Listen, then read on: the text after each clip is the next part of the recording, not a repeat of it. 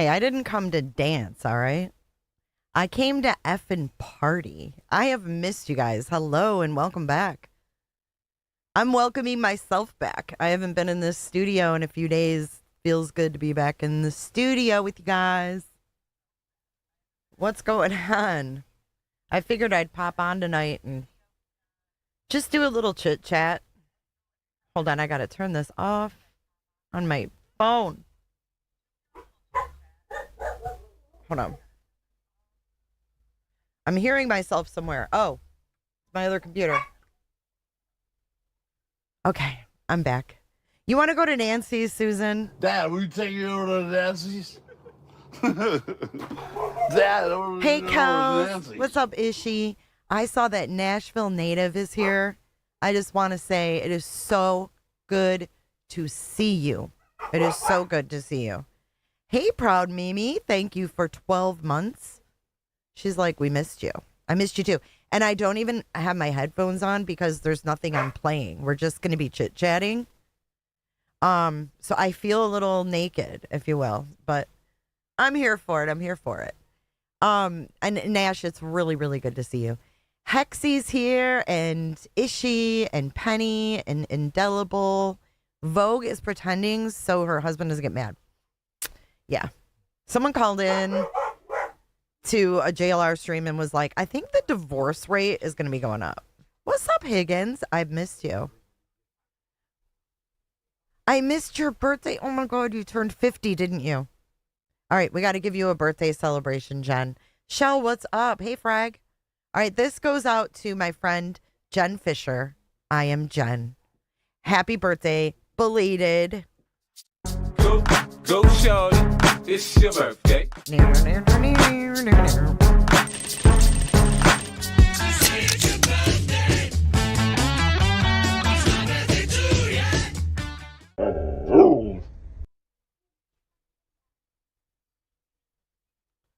I'm sorry I missed your birthday, but I hope you had a great one. Linda. Hello, Linda. Hello, Elizabeth. I didn't come to fucking dance. Hello, okay? Electric Justice. I came to party. So, let's talk about it. Let's talk about this. I know you guys are all like having your little reunion. I know, huggy, kissy, kissy. Let's talk about Nancy. I'm just kidding. It's just, are you like me? You still can't shake it. Hi, Cindy Arnold. It's good to see you. Sparky, always good to see you. I just can't. I can't. I don't know. I like your new pick too, Jen. But I'm a Ford girl. My dad worked for Ford. She's got the Chevy hat on, but I'll roll with it. I'll roll with it. It's been a day, says Sparky. Can't even. Yeah, there's been a lot going on. I can't shake it. There is something though that I heard. I listened to Ashley today, and now I don't even know if it was today's episode or yesterday's. What's up, Marcy? Hi, Lori. Lisa B is here. Leo's here. She talked about the billboards, and there was like a screenshot of like a billboard in California. Hi, Mary Dean. Hi, Ark. It's very hinky. It's very hinky. I don't know what to make of this. But they talked about these billboards, and Ashley said that there's a focus on Houston. And I was like, that's interesting. And then it popped in my head that our friend James has ties to Houston. Opal, thank you for being number 44. And thank you for reminding me, Opal Sisk. Can you guys please hit the like button on your way in? I always forget to ask. And if you're not subscribed, please subscribe. Ooh, there's a mosquito in here. But Higgins says it's odd that they would be spending money like that and placing billboards so far away from Houston. So what do you guys think, or of Tucson? What do you guys think of the Houston connection?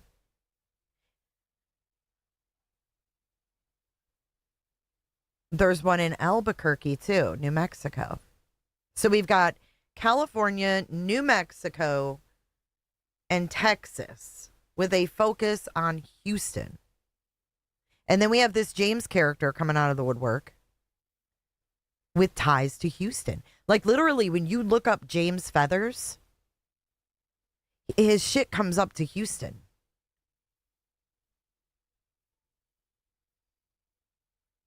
I think he had a lot to say too, Ishi. Could the pacemaker be interrupted with those signal jammers? I don't think so. I mean, because it's Wi-Fi, right? It's not Bluetooth. Yeah, a hot shot. I do too. Straight out of Houston. It just dawned on me. I was like, ugh. Houston, we have a problem, Penny. So then I was thinking and I was like, what if, and this is really tinfoil hatty, but what if this is tied to some big money scam, like organization, right? Because we've heard this talked about. This could be like an international organization. What if this is like some kind of thing where, and I'm really tinfoil, like you could probably see like bolts of, electricity running through the foil hat. But what if like she is okay? And the lack of sense of urgency is because she's okay. Do you think that's probable or even possible? Have you thought about that? Hi, Maureen. Hey, Evelyn. Hey, Betty Boop. I have been busy. I had my granddaughter all week.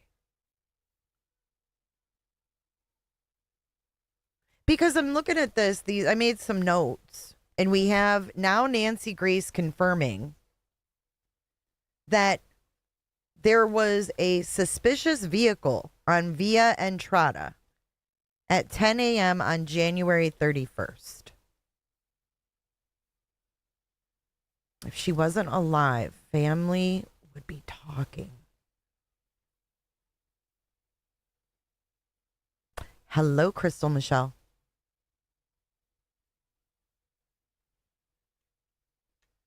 No one can keep a secret that big, says Jill. She's bringing me down. She's taken off the tinfoil hat. I just don't know what to make of any of this. I mean, there's definitely a lack of urgency in a search from the public, right? Because the family's like, we need your help. Well, how can the public help?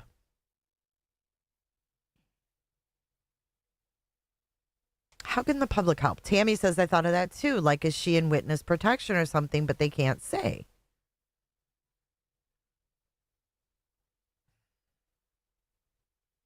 I don't know. I don't want to go to like this weird level, but at this point, is anything even weird when it comes to this? So we have no organized searches like White Lotus just said. We've got no flyers being handed out. I mean, Blocker says illegal, I'm betting. Do you think that maybe Nancy uncovered something illegal?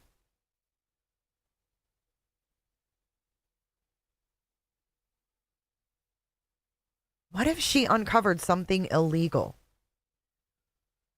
and documented everything? Because they really stressed to us. It's my lighting, Betty Boop. It's my lighting. I have been out in the sun, though.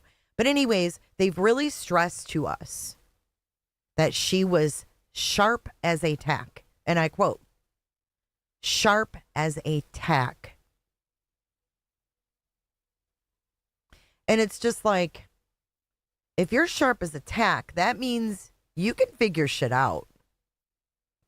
You're very capable of figuring things out. The Houston thing, it was talked about today, Angel Eyes, on Ashley Banfield. She said that there's a focus on Houston for billboards. And I don't know where that comes from. I agree, Cindy. That's where I have to stop with it. Like all these, fooling everybody. It's just weird, right? Like, what are they going to do? Bring her back and be like, hey, here she is. We busted this big organization, but here's Nancy. That sounds like a movie. It sounds like a movie. I saw in a video a long time ago that Nancy uncovered fraud in Big Pharma. I've seen people say that, but how does Nancy connect to Indiana or Illinois?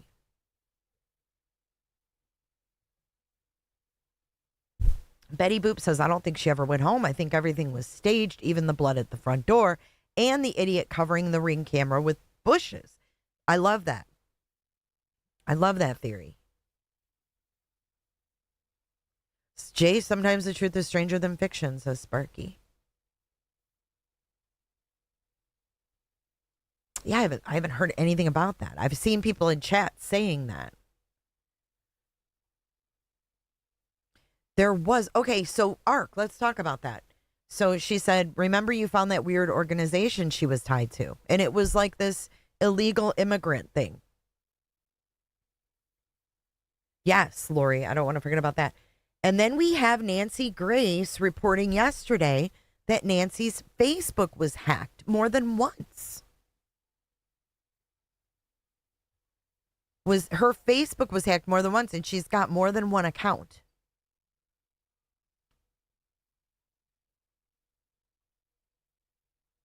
My eyebrow went up. The sheriff called off the search so quickly. Right. What's up, Sylvia? Why is there no types of tracks on the front porch? I would love to know where these billboards are. Like, has the FBI, like, they should probably post where they are. I would love to know if they're on highways, Caddy. She must have gone home because Apple Watch shows disconnection at a certain time. Yeah, refugee settlement. And it was through a church. Fugitive TV uncovered an Iranian woman millionaire was using Nancy's address for something. This woman has multiple homes. Multiple LLC and homes in Tucson and elsewhere.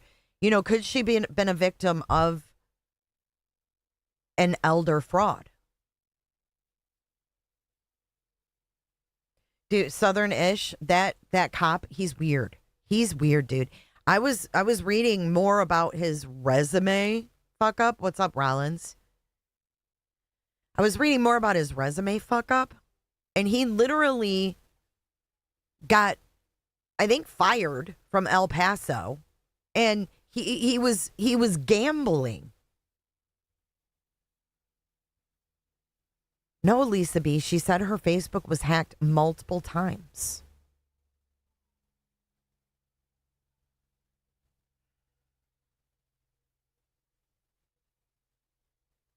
So I don't know.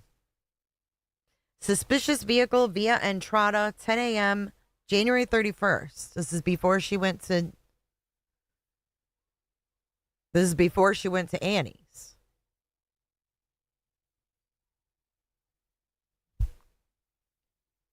They're doing a recall. Yes, they're doing a recall on Nanos. And you don't believe it, Lisa? You think she said, why would she lie about being hacked?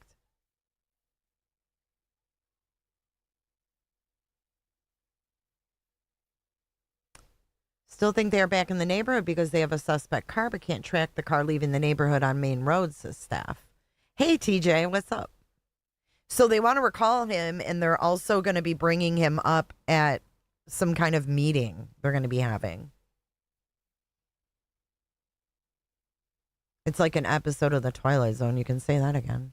Hey, Sarah. Know what he does? Like Sarah Lee. I don't think she'd lie about being hacked. I think somebody was fucking with her. I mean, because now she's gone, right? We heard her dog died in December. Now we've got some creepo on January 11th standing in her front porch. And then we've got somebody creeping around on the 24th of January. And now we got someone creeping on January 31st at 10 a.m.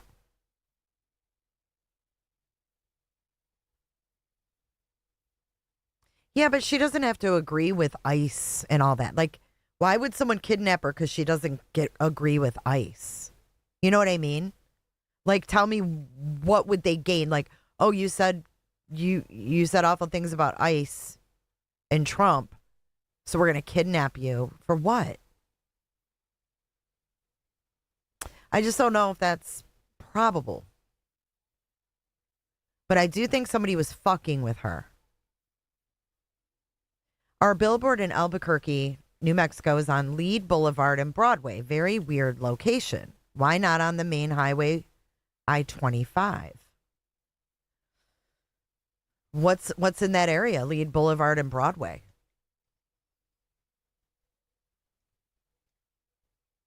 Railroad says the first, hey, Yolanda, what's up? Hey, Fox, the first red flag was Savannah's call to Senator Mark Kelly.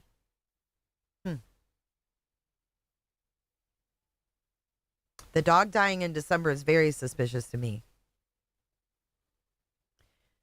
But then you've got like people speculating on these shows saying that she was SA'd and that we're not getting last clothing because maybe she didn't have any. Hi, Bridget Survey 397. What is it? Bridget Survey 319. How could I forget that? What weird stuff went on before her being taken? Did she report? Did she journal anything?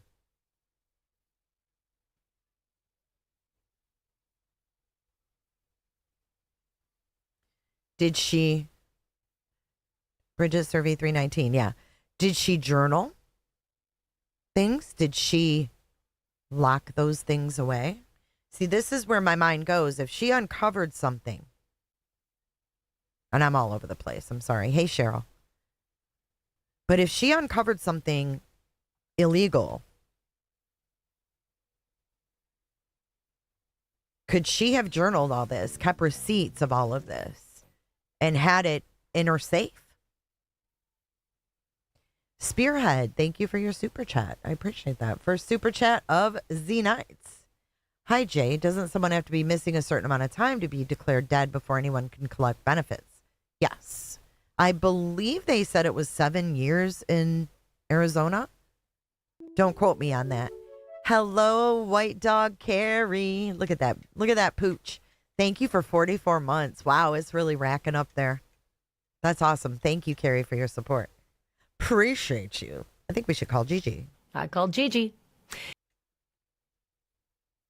If she discovered illegal shit, they're going to come in, take her out so she can't expose them and take any proof she may have had. What if they couldn't get the proof? What if she refused to give up the proof? Savannah said, my mom's iron, strong like granite. Does that sound like someone who's going to bend before they'll break? Clad Queen said, uncovered a pervert. Who? But who, Clad Queen? Who is it? I've heard that too.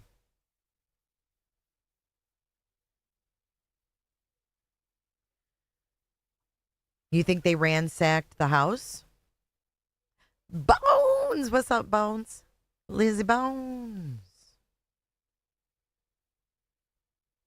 I don't care how strong I am. You got a gun in my face in the middle of the night in my room. I'm breaking. Or is it a case where they wanted info on something or something like that, and it was like she didn't have her hearing aids in, so she didn't know what they were wanting? I still am troubled by ICAC, and I wish that Chris McDonough, and Chris, if you're listening, I'm not being nasty.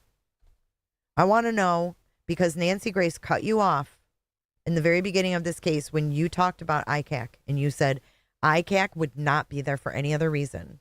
Don't be nasty sometimes.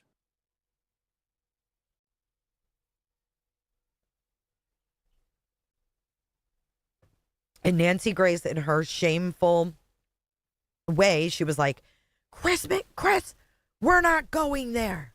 We're not. This has nothing to do with children. And I was like, let him talk.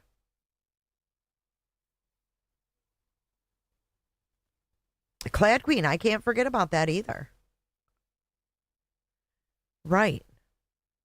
Oh, she just totally cut him off. She's like, that's ridiculous. This has nothing to do with children. Please hit the like button, guys. Please, please, please.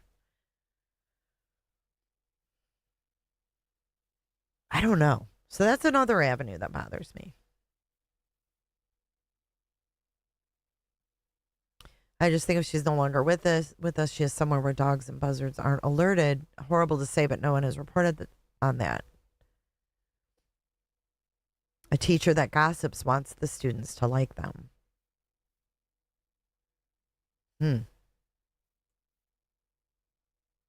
No, he said that to me. Nana of two. That was to me. Don't be nasty sometimes. He said, don't be nasty sometimes. But they did bring up, we should go back to that episode of Nancy Grace and watch what they're talking about that day. Because that was the day Annie was searched. Annie's house was searched. And I feel like we should go back and watch that.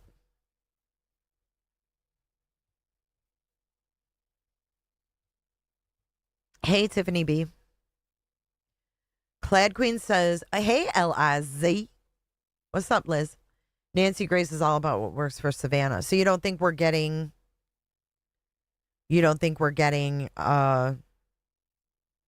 unbiased news on this from Miss Nancy Grace?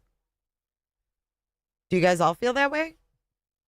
Just a shot of tequila and a nice blunt.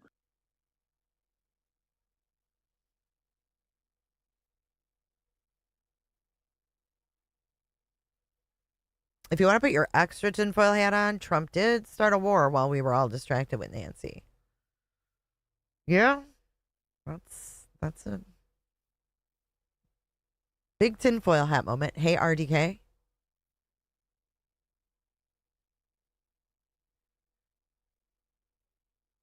We really do like Nancy in all of her ways. There's just something about her. She's just a part of the true crime thing, you know. Without Nancy, I just don't know. Cut his mic. Chloe, Cut I it. missed you too. MJ, okay, I haven't watched her yet. She said, I don't know. Today she had some guy on there talking about a homicide without a body, so I think she's aware of it. But I mean, she's been suckling off the Guthrie teat for the last 47 days. Yeah.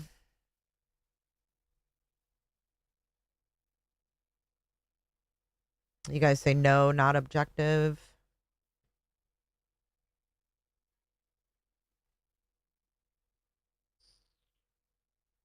I don't know. I take everything in. You just got to take everything in. I watch Ashley. I watch Megan. I watch Nancy Grace. I even watched Coffin Daffer one morning. I like taking it all in, man, because the more you take in, the more you can, decipher. So I'd have to find that episode. I don't know offhand. I know it was in the very beginning because they searched her house on like the 6th. So it'd be like the 5th or the 6th. I just didn't see the family putting any effort to find their mother. There's no effort. I mean, there's no flyers.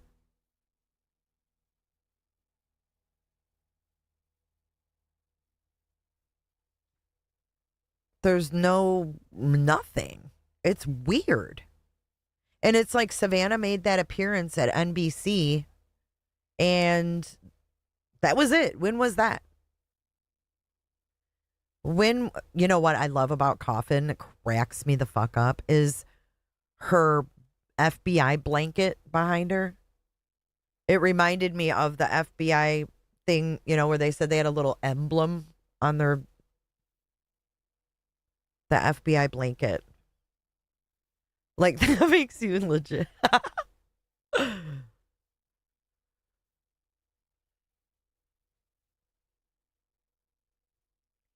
But how do you know? But why wouldn't flyers help? So what does that mean? If flyers won't help, then what does that tell us about this crime?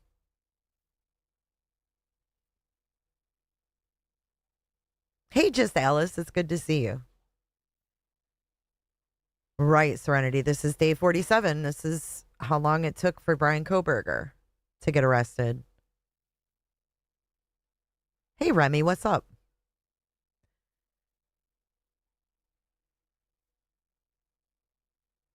Flyers won't help. It's been 24-hour coverage. Everybody knows about the situation.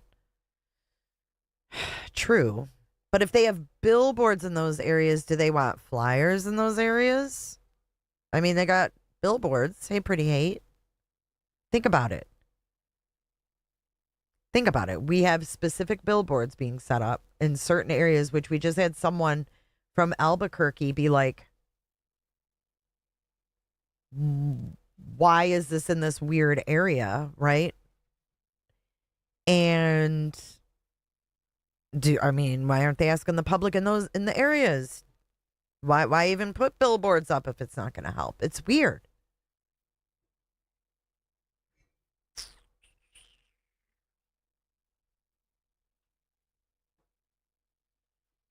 Yolanda says, I think this is bigger than we know. I just can't put my finger on it. Same. I think the billboards are just playing along with whatever narrative they're playing right now. That's why they're in a weird location. Are they in Spanish? That's another question. Did they bother putting them in Spanish? If not, doesn't seem like they're too serious.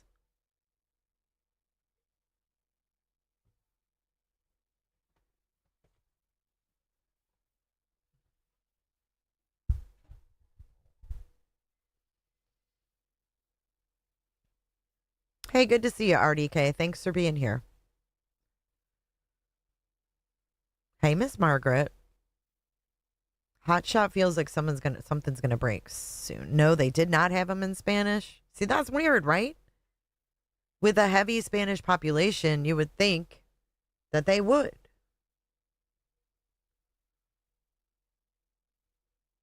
I didn't get to watch Nancy yet. I'm excited to. I've seen most talkative. Okay, I've seen two billboards in the Dallas area off major highways.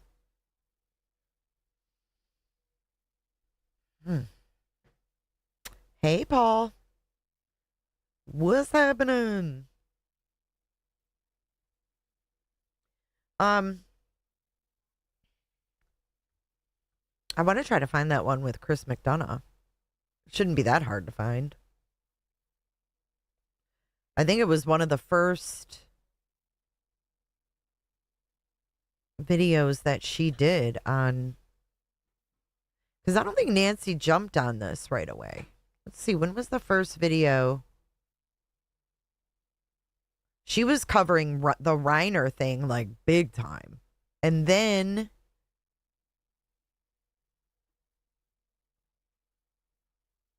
let's see, she was doing Teppy case. Yep, here it is. The first one was, let's see the date. Oh, February 2nd. Let's see if this is the one she had Chris on.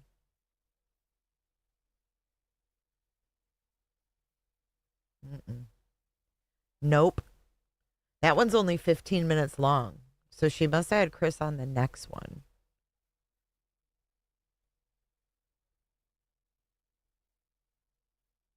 Latest updates.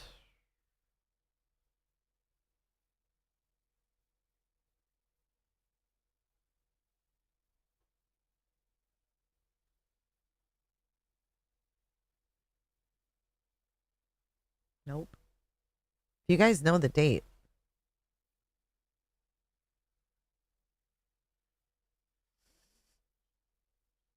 Brian. Oh my God, Brian Fitzgibbons. Hold on, I'll find it.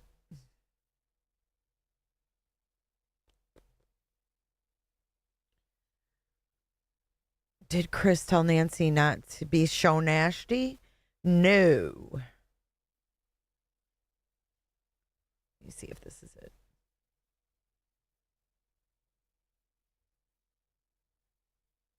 Bear with me, folks. She's done a lot of shows on this. I didn't realize she did so many.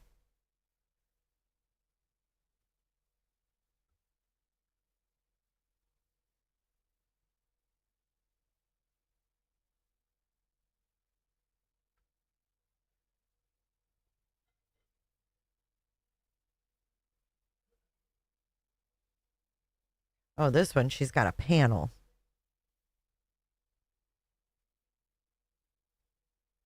Not Chris. You guys help me. Help me find this. You know, nope, it's not this one. I'm on February 5th.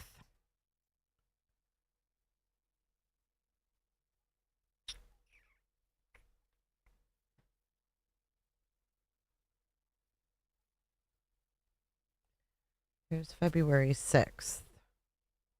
Oh, I think I might have found it.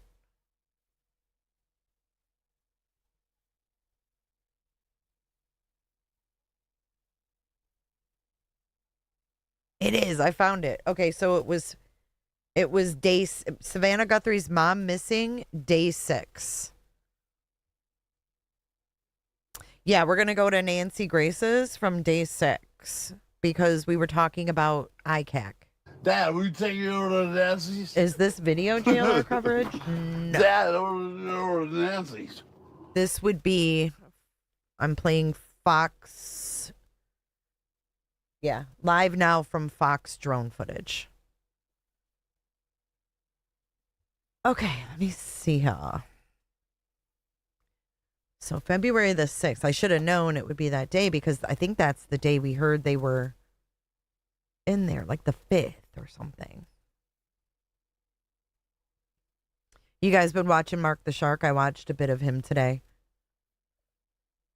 Okay, day 6. Here we go.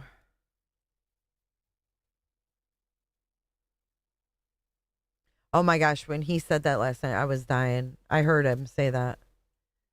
Okay, so this is going to be, we're revisiting day 6 of Nancy Grace. This would also be February the 6th. Day 6, February 6th. And this is where they talk about ICAC and stuff. Let's listen. I'll speed her up just a little bit too. Is working to confirm if the note came from the same sender as the first reported ransom note referencing Nancy Guthrie. And officials caution it could take some time to verify due to technical factors. Fast. It still hasn't been verified that the first note came from someone who may have taken Nancy from her home. In a statement, so the ransom note that was distributed to the media did make a demand for 5 p.m. today. And if a transfer wasn't made, then I think a second demand was for next Monday. We're not going to go beyond that, but that was the ransom note the media received. Dude, RDK, I wouldn't be here if it wasn't for y'all. So I love talking to my chat. I mean, that's why I'm here. I love talking to you guys. Yeah, that's the transistor radio, guys. Suggestion that time is up for Savannah Guthrie's mother, but the perp issued another ultimatum, another deadline coming up in 2 days. Breaking news, Savannah Guthrie's mother missing day 6. Good evening, I'm Nancy Grace. This is Crime Stories, and I want to thank you for being with us. With me, an all-star panel, each one an expert in their own right. Straight out to Crime Stories investigative reporter, Dave Mack. Mac attack. Dave Mack, heartbreaking watching Cameron Guthrie's plea. This on the heels of Sister Savannah. As a matter of fact, for those of you that have only seen our friend Savannah Guthrie's agonizing plea for her mother to be brought home, I want you to hear Cameron Guthrie's plea for his mother to be brought home. Listen. This is Cameron Guthrie. I'm speaking for the Guthrie family. Whoever is out there holding our mother, we want to hear from you. We haven't heard anything directly. We need you to reach out, and we need a way to communicate with you so we can move forward. But first, we have to know that you have our mom. We want to talk to you, and we are waiting for contact. Are they going to have to go old school to find Nancy Guthrie? I'm talking about dogs, drones, looking at the area. How far could she have gotten? Are there 2 or more people involved? This, as many speculate, the perp is within or close to the family. But I just want to tell you, let me go straight out to you, Dave Mack. I find it very, very Just as a reminder, if you're just joining, this is February 6th. hard to believe. Let's see a shot of Savannah with Sister Annie and Brother Cameron as they were making that plea.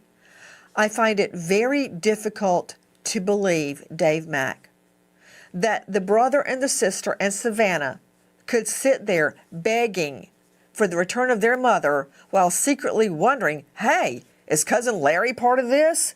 I mean, knowing something of that import, I don't see it, Dave Mack. I mean, you know, I sit here and I look at the 3 of them now, like after all this time has passed, and I look at Cameron Guthrie and I almost feel like he's sitting there like, I can't believe I'm fucking doing this. That's just the feeling I get. Like he knows it's bullshit. And he's got to go through these steps of bullshit. And it's just like, he's sitting there like, I can't fucking believe I'm doing this. Like, I don't know. I just get that feeling. And then, like, from him, I get this, this is effing ridiculous. This isn't going to bring our mom home type thing. And then she's over here with this breathing, just like panicking almost, like this breathing. And then Savannah is the one that's, you know, the animated and getting the message across and things like that. Do you guys get the same vibe? And now, granted, everybody responds differently to things. Everybody reacts differently to things. I think it's very, very interesting. I read something that just popped in my head that Savannah, in a quote about her sister, I can't remember what it was about, what it was for, but she said, she's the moon and I'm the sun. Like, she said that they were very close, and she said, she's the moon and I'm the sun. And I really sat there and thought about that. And I was like, what would that mean? Because I have sisters. And like, if my sister described me as the moon and herself as the sun, I would consider like my sister's bright and animated and everybody wants to be around her. She's the sunshine. But the moon would be more dark, would be more, yeah, it's literally light and dark. And her book, The Good Dark, you know, she just said that, like, she's the moon and I'm the sun. I don't know. It's a very interesting metaphor to use. Mysterious. She's more mysterious. She's more introverted. Savannah's more extroverted. A. Higgins says, we are walking on a scorched earth. You get it, Leo? You picking up what I'm laying down? Yeah, Lori, it's like, yeah, he's like, I can't believe I'm being dumbed down like this, in a way. You know, that's just kind of the look he's giving. Like, he's a very smart man. Like, he is a very smart man. And pretty hate. I recall Savannah saying she always wanted to pull off her sister's goth cool, but couldn't.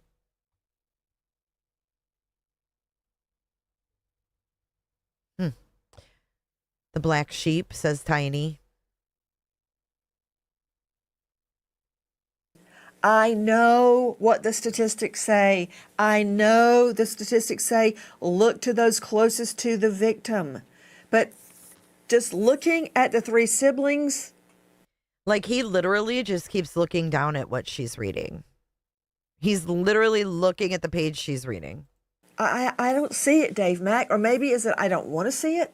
Nancy, it looks to me like they don't consider it somebody that's very close to them. But, Nancy, in all probability, the person or persons involved in this had access to that house before. Now, that leaves you with gardeners, people that come by to help out with things around the house. Caregivers. There are a lot of people that had access to that house, and they would have been familiar with camera placement and things like that you've mentioned before about the granny cams. So there are a lot of people beyond that close family friend. What if Miss Nancy had a camera or cameras that no one knew about?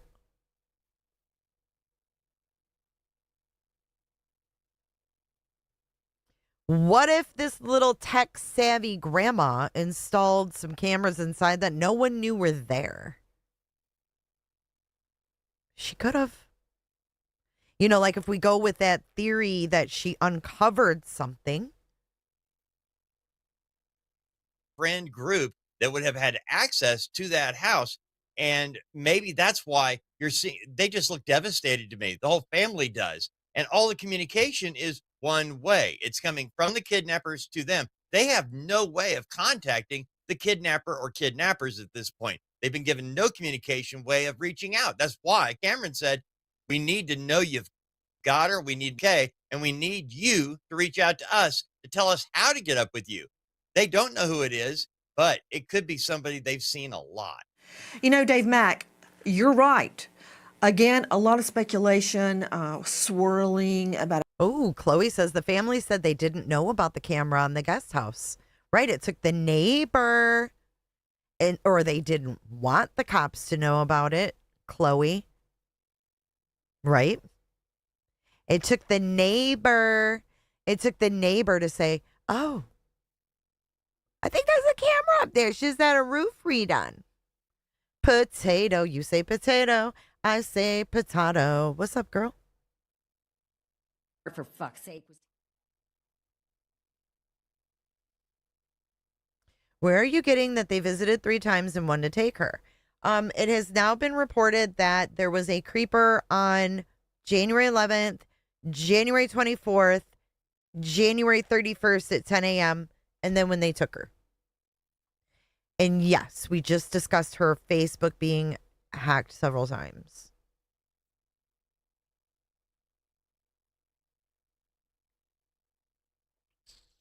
Good question, staff. A family member somehow being involved, but when I look at those 3, I just don't see it. Or maybe I'm blind, but I'm rejecting that. This, as the theory has sworn. She says, when I look at them, I just don't see it. I'm rejecting that. I'm rejecting that. So she doesn't want to believe it's any of the Guthries. She just can't do it. So we need to keep that in mind. But I'm rejecting that. This, as the theory has swirled of a really sinister plot to go into the home and remove the door cam, the front door cam. Let's see a shot of where the door cam would have been. Like coming in, for instance, through the back door, coming through, reaching out the front door and yanking that off so you, the perp, are not pictured on the door cam. And then waiting, because if you look at the timeline, now let's see the timeline, please. If you look at the timeline, there's about a 20-minute gap. You've got her coming home from dinner in Mahjong with Annie and the son-in-law. Okay, then the garage door closes, and we assume she's entering through the kitchen door from her garage. Then, right, Lori, look at it, the door cam disconnects on the front door. Then you've got about 20 minutes. Did they yank off the door cam and wait to see if police would arrive? Now, Dave Mack, correct me if I'm wrong, please, because these times. Yep, there's that card shoved in that frickin' window. Interesting. times are critical. Wasn't there a spike, a noticeable spike in her pacemaker, her heart monitor at 2 a.m.? There was a noticeable spike at 2 a.m. So Hey, you're Mary, talking about what's 13 happening? minutes after the camera is pulled down. And that 13-minute window, the first thing that happens when they're checking on somebody is a phone call. Are you okay? That's usually what happens with home security systems. Right. And then if nothing there, then the police. At 2 o'clock, I believe anyway, that's when the kidnapper or kidnappers were actually in her room and putting hands on her, getting her up out of bed. Straight out to Chris McDonough, Here we our go. longtime friend Okay, here's McDonough's part. This is what I was looking for. and colleague. He is the director at the Cold Case Foundation, former homicide detective with over Listen, love him or hate him. Okay, we don't hate Chris. We're not nasty here. Don't be nasty sometimes. Hey, Scooter McBooters, good to see you. It's good to see you too, Kathy Shields. It's good to see you guys all back. It's good to see you all back. 300 bona fide homicides under his belt. Also, host of the YouTube channel, The Interview Room, where I found him. Chris, thank you for being with us. Regarding this whole theory that the family is involved in some way, which I reject, I'm putting it out there. You and I have talked privately about U-Fed. U-Fed. It's a Celebrite system. It's mobile, and it's carried in a box. Me too. Usually, it looks like. Thank you so much, Miss Margaret, for gifting a membership. And that went to Mary RNBSN. Welcome, Mary. Enjoy your membership. And thank you for your support, Miss Margaret. I really appreciate you. Thank you so much. So this is a U-Fed. This is what we saw them bring into Tommaso and Annie's home, right? They hook up the phone. We also saw them use this with Luke. Remember? Luke we had like video at the Culvers of them literally hooking his phone up to this thing. Crazy.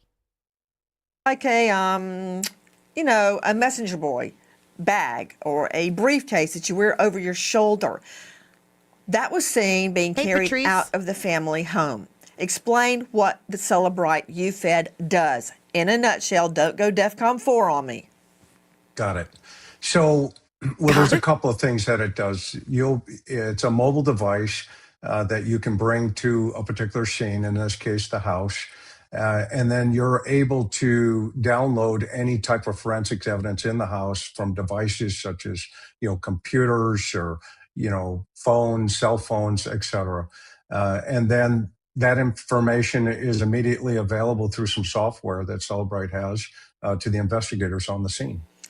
It can get deleted texts, emails, IMs. It can get encrypted. Correct. And it really came to the forefront of our national knowledge, our bubble of knowledge during the Alex Murdaugh trial, when a Secret Service witness took the stand to explain how it was used in that case, and it worked. This is what I'm thinking. That witness that observed the agent coming out with the U-Fed, it was like, pouring gas on a flame, the suggestion that the family's involved. Number one, the family's always scrutinized first. Statistically, they are involved. I do not believe at this juncture that that is the case here. I want to defend them. So that is not out of the ordinary. This is what I think they should do, Chris McDonough. Everybody take a polygraph. Everybody. Everybody in the family, all the granny nannies, all of everyone that worked with her polygraphs. in her yard, in her driveway, the handyman, the Instacart person, the pizza guy, all of them, even the Sunday school teacher. Yes, Hey, I Melmo. said it. Submit to a polygraph. What do you think about that, Chris McDonough? And then anybody that says HELLNO, they're at the top of my suspect list. Yeah, I think almost immediately that's not a bad idea, and I think that could be a path, but you can take Savannah and the brother off of that list right away. What the anomaly is in that U-Fed problem here is who brought it to the scene. and that was the ICAC team, Internet Crimes Against Children. So this could be a whole other lane that's not even being looked at here, that is kind of a one-off from the actual abduction of Miss Guthrie. Okay, put him up. Are you saying that now? What? And he's not a dummy, guys. Off of that list right away. I think almost immediately that's not a bad idea, and I think that could be a path, but you can take Savannah and the brother off of that list right away. What the anomaly is in that UFED problem here is who brought it to the scene. And that was the ICAC team, Internet Crimes Against Children. So this could be a whole other lane that's not even being looked at here, that is kind of a one-off from the actual abduction of Miss Guthrie. Okay, put him up. Are you saying that now we're investigating a crime on a child? Are you actually saying that? I'm saying that, I'm saying it's possible there could, yes, it's possible. Okay, no. Damn, he said, yes, it's possible. And she said, no. Thank you for subscribing, Demishan Alexander Kennedy Benetton. That's one hell of a name. He said yes. She says no. I've never heard of them using ICAC for elderly. Are you saying that now we're investigating a crime on a child? Are you actually saying that? I'm saying that, I'm saying it's possible there could, yes, it's possible. Okay, no. They had the Celebrex, so they brought it over. Now, if I'm asking you to bring over some case files, do you put on a Crime Stories t-shirt? No. You come in what you're wearing. Case solved. No, I don't think there's a... You know what? Take him away. Whoa. She took him. Look at him. He's like, fuck, what'd I do? Thank you, Canvas. 19 months. Hugs and kisses to you. I got your text today. Thanks for thinking of me. Dude, she's like, get rid of him. Get him out of here.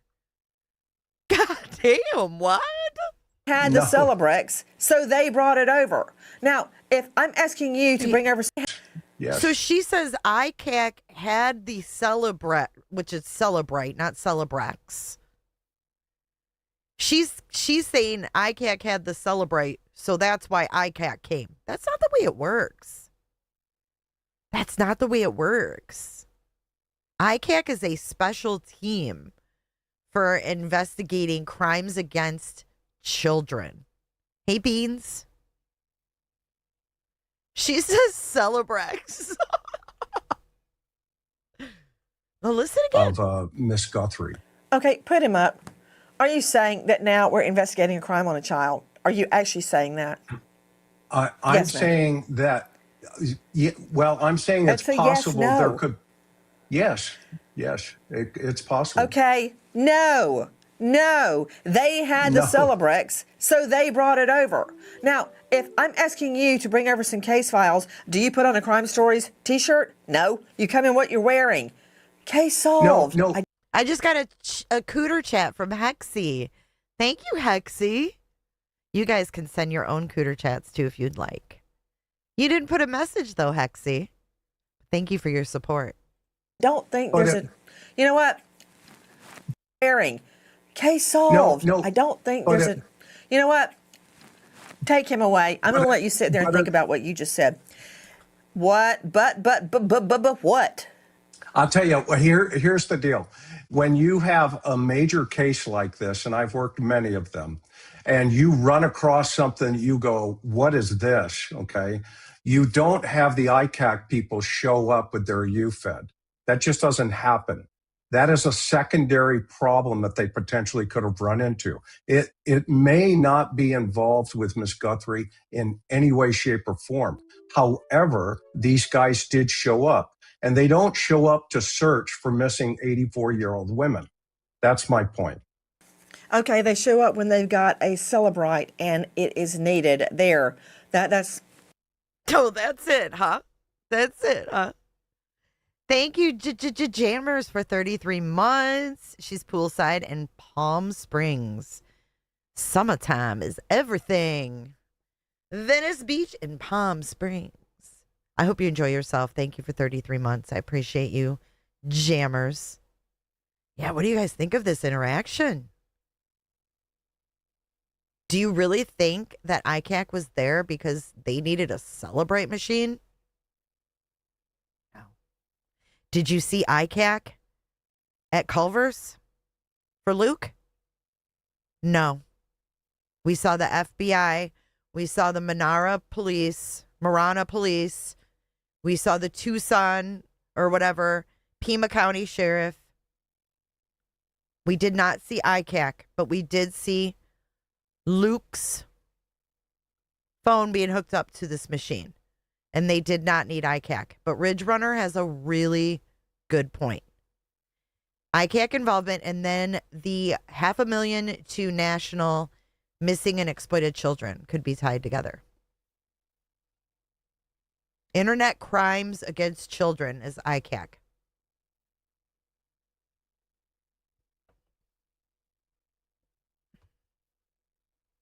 But it's pretty weird, right? If it was just for the Celebrate, they would have been at Culver's, but they weren't. Who would be the kid? Someone on the phones? Something they discovered on phones? Is it right, it's so standard, Jill, that they wouldn't need to call in ICAC to use it. Yeah, it's weird, right? This is back February 6th. They show up when they've got a Celebrate and it is needed there. That's my 2 cents on that. Let's move forward. Yep. Away from your theory that we're now investigating crimes on children. Let's try to get out of the weeds and back in the middle of the road. Okay, who are we looking at? Number one, I'm calling for polygraphs. Savannah Guthrie knows exactly what's going on right now. Savannah is not only a sweet. Well, Savannah donated. No, she did not say. She just said, when they offered the $1 million, she said they were donating $500,000 to missing and exploited children. Loving, sincere person. I know because I worked with her. I've seen her under all sorts of stressful conditions. Nothing like this, of course.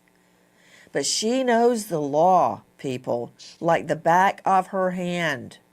And I guarantee you she'd be the first one to get in line for the poly to make everybody else do it. So what do we do now? Todd Shipley is with us, digital cybercrime expert, former Detective Sergeant Reno, 25 years in law enforcement, author of Surviving a Cyber Attack, author of Investigating Internet Crimes. This is your bailiwick, the whole UFED, Celebrate. What do you think is going on? To me, it's SOP, Standard Operating Procedure. Instead of carting all the families' laptops, their desktops, their phones, everything out, they just did a UFED. That's what I think happened, Todd. Well, I don't think you're incorrect, Nancy. I think what happened is it's who's available at the time. So you got a major crime and somebody could have been on vacation or something like that. And they said, who's got access to and who's trained to use the tool. And so the ICAC guys go, we're here, we can show up. What I think happened, though, is... Wait, what? They just... What? The ICAC is like a specialized group, like a specialized team. The reason they focus on the family, if they did at that time, was keep in mind things like Ring cameras and those other cameras can share the video. Okay, let's look at this. What we know. This is February the 6th. What we know. Signs of forced entry, possible ransom note, DNA samples gathered at the scene, evidence of nighttime kidnapping. Keep in mind things like Ring cameras and those other cameras can share the videos to other people. And so they may have been trying to find other evidence on those phones from the family's phones that was shared by the Ring camera at the house. Hey, CN. I texted you back today. So there's a lot of other things that explain why this occurred. It wasn't that there was some other crime occurring. the family may have had evidence that they wanted to look at. The Uber receipts, all the other things that were going on. They're trying to build a background around what happened. So let's talk about the Uber. So we're hearing now that there is video that the Uber driver was no, ICAC has nothing to do with Bitcoin, I don't think. But we heard that the Uber driver has dash cam and that the entire interaction with Nancy is on the dash cam. And that would tell us what? That would tell us a lot about Nancy's demeanor. If Nancy's, her mood. If she was a chatty Cathy, did she talk about anything to this Uber driver? Could be nothing. Could have been small talk. Could have, she could have just sat there silently. But I wonder if the Uber driver was male or female. But it said that they had an entire video of the entire interaction. I wonder if her arm had bled that day, But what's weird, just a little off topic, is that we have the suspicious vehicle reported on Jan 31 at 10 a.m. on Via Entrada. In Criminal Network, you're here. Is Via Entrada the same road that the lady saw the guy by the wall at 11 a.m. on Sunday? Me and Criminal Network, I need to do a live with Criminal Network. We need to talk this shit through. I think they found her body and is unfortunately, one man army. No longer with us, and the family told LE to hush and let them grieve. Savannah will probably tell us when she's ready.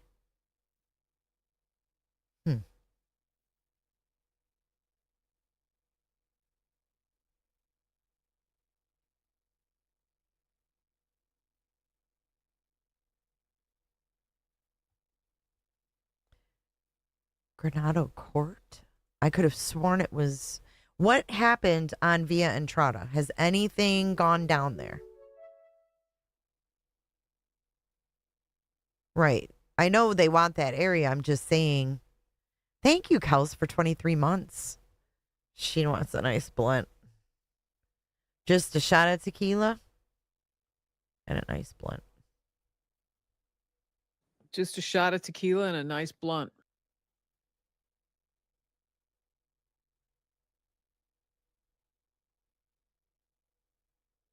No, the street where the car was is like Real, Casa Real or something.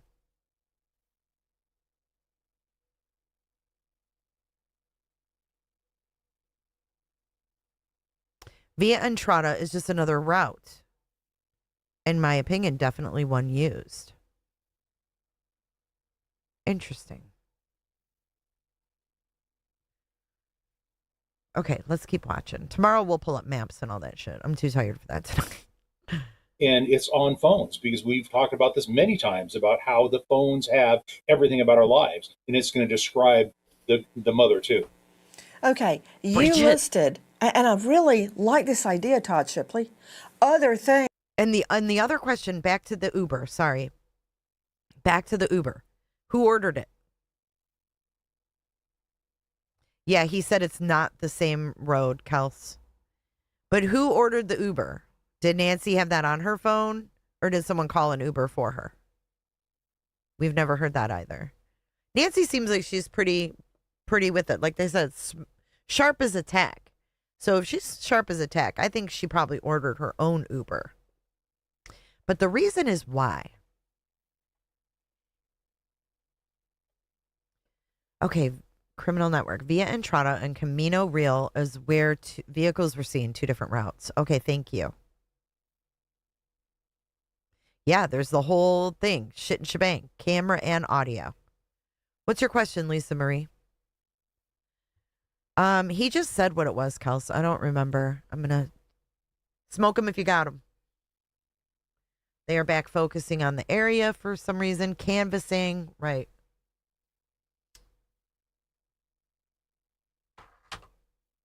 Hula says, I think they had her take an Uber to establish a time. They're looking to match up a phone to a vehicle or a vehicle to a phone, Kathy Shields says. Maybe Nancy didn't like to drive at night, so she Ubered there. Right, Elizabeth. I don't know, man. I don't know. I can't remember all these names, Kels.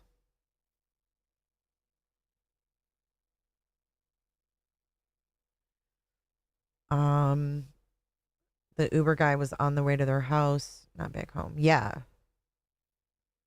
So we know that she got picked up by the Uber and was taken over for what they called game night, and then was driven home by Tommaso, then Annie, then we'll just call it family. No, you're good. You're good. This is just a chit chat. I'd love to see her Uber account, how many times she used the app. Right. Right. The question is, like, maybe Nancy didn't want to bother the family. Maybe. Very independent, you know? What does Google Maps say on Nancy Guthrie's phone? That's a good question. It's crazy, though, that if someone's going to take her, that they'd leave her phone behind. You would think so, Roy. On those gloves, there would be DNA, right? From the saliva.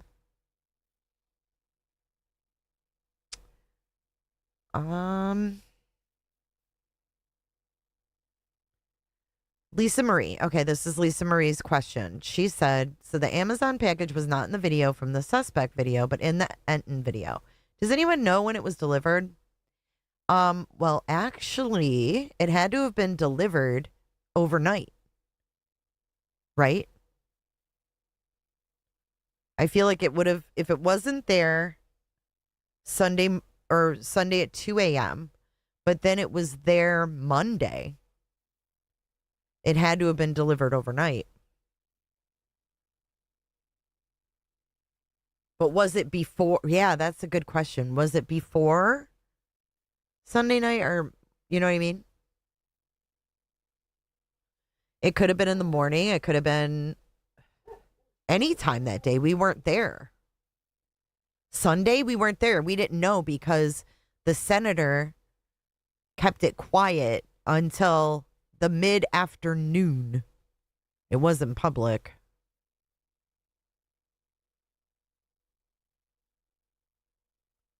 I just wonder, too, is it normal for Nancy to go to their house? Maybe they did that. Maybe she liked getting out of the house.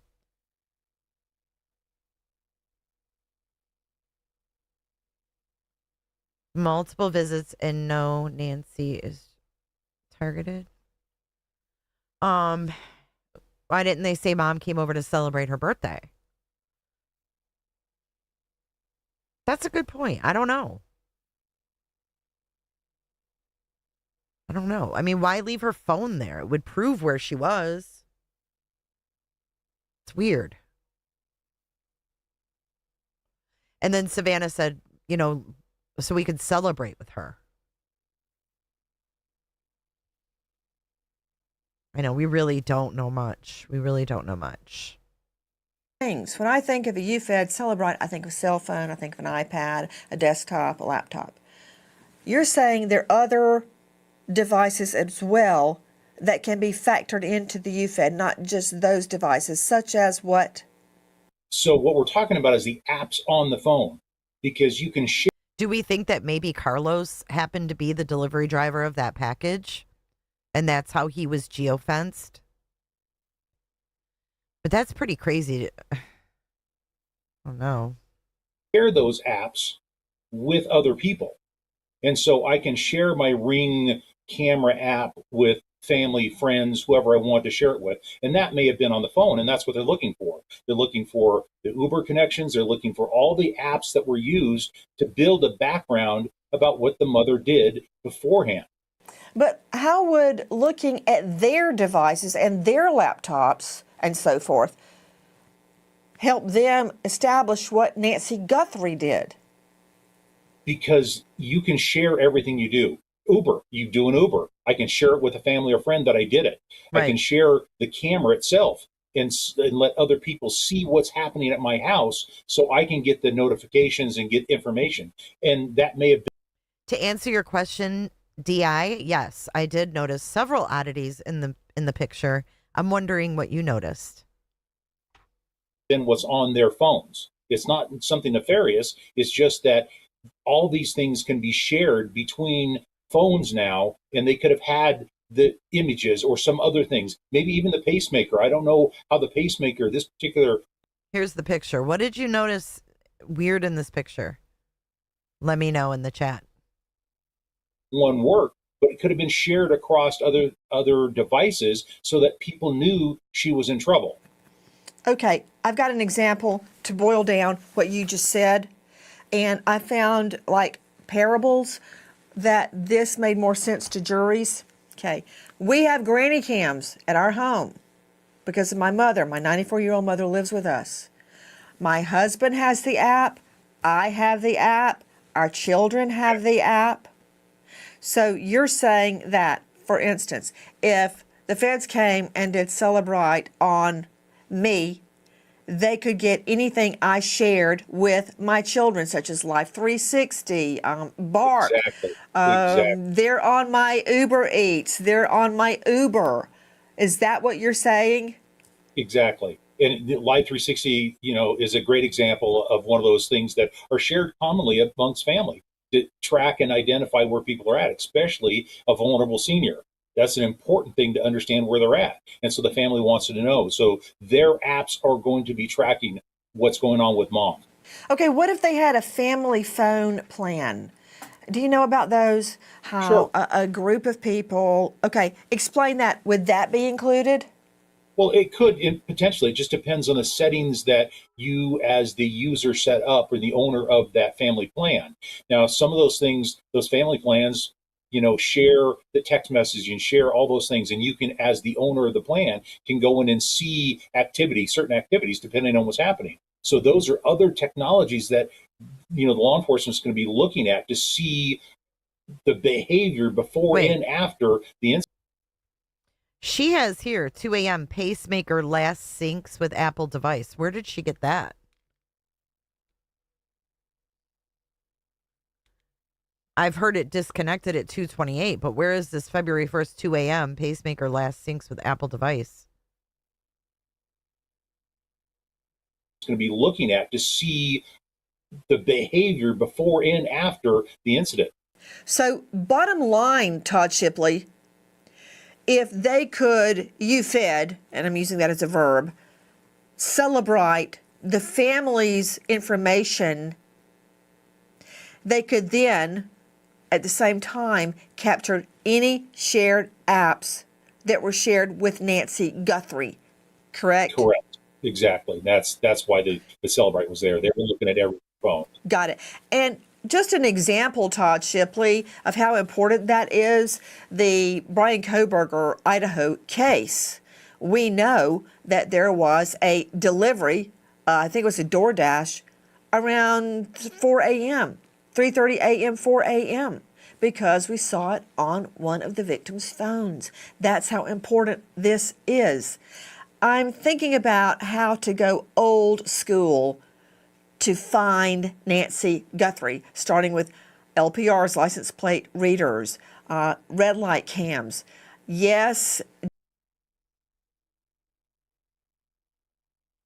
Jeffrey Gentry joining us, forensic certified bloodstain pattern analyst, senior crime scene analyst, death investigator. All right, I'm going to fast forward. I want to see what else McDonough says. Let's listen to Transistor. For a ransom, which is a violation of the law, jail. Ransoms are bogging down the investigation. There's that many. Nancy, this is one of those situations where the media interest, because people are so fascinated by this, mainly because of Savannah Guthrie, but also the fact that there's an 84-year-old woman missing, and it's got people going crazy. So yeah, the fact that We know there are ransom notes. You know, we've had plenty of missing people cases that we've covered that didn't have ransom notes. But here. So interesting about this picture. I found this picture early on. This is, what's his name? Is it Craig from the Today Show? Anyway, Craig or whatever his name is, that's who this is.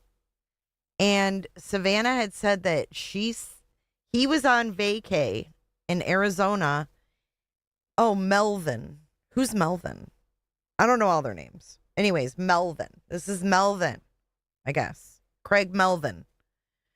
So anyways, she said he was on vacation and that he went to go check on Nancy for Savannah. Thought that was interesting.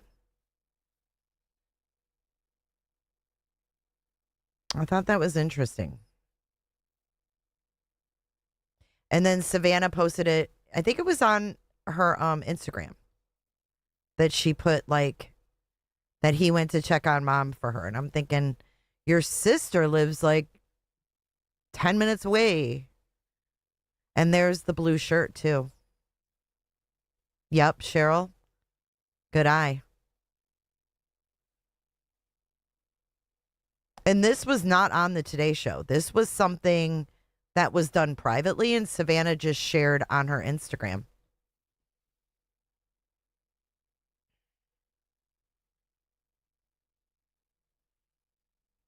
Oh, in one interview, Carlos said they were looking for his dad. That's right. And he's like an RSO. Carlos's dad, he said, is a registered sex offender. It's on her Instagram. If you go to her Instagram, I believe you can see what date this was. It wasn't that long ago. Yeah. And they're standing in her courtyard. You can see the gate here. Her blinds are open here in these windows. Hey, Kelly. Here we have them. So all the crazies have come out of the woodwork and they're flooding. All the investigators have to take everything seriously. As they said from the very beginning, you know, before they even verified the first ransom notes we heard about, they were like, we are taking every tip, every call. So you guys talked about what you noticed in this photo. You know what I noticed? Everything that you guys said, plus a couple other things. And I pointed this out in previous lives, but right here, if you look down here, her arm is not around him. Like, her hand is straight at her side. And then he's like almost leaning in front of her.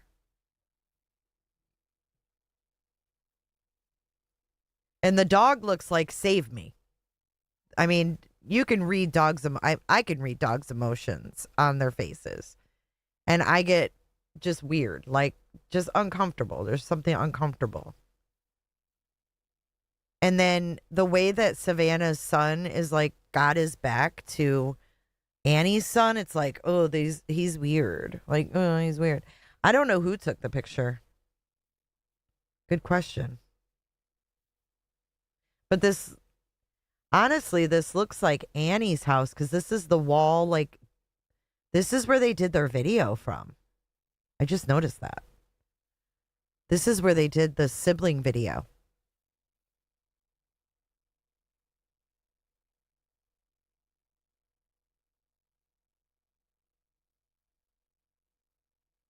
I don't know. Seriously, they have to. It's an investigation. And that's what they've been doing. That's how they were able to get the guy arrested in California so quickly. They've already got him admitting that he sent the fake or that he sent the fake messages, you know? They had him tied down in a matter of 24 hours, Nancy. So many. So yeah, they're spending a lot of time on everything that comes into them, including fake ransom notes, trying to take advantage of a Bitcoin billionaire, you know? You know, I'm thinking about technology, about going old school to solve this case. When we say old school, Todd Shipley, you were reeling off a lot of must-dos. What are they? What must be happening right now? Well, from a technology point of view, what they're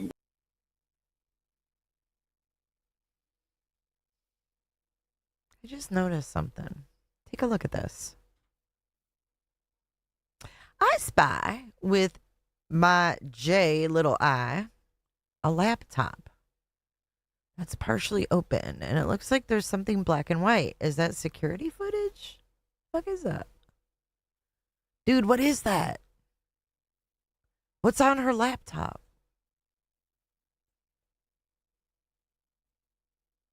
Can you guys tell what that is? Is that like her camera? Are they looking at her footage? When was this taken? Christmas?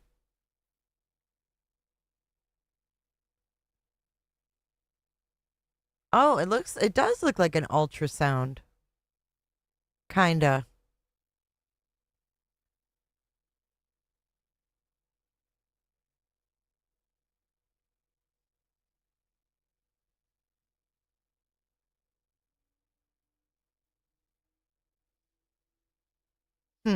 I don't know. Ultrasound?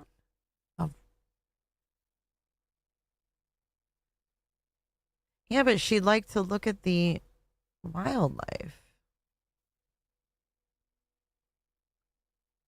Is that really an ultrasound, you guys?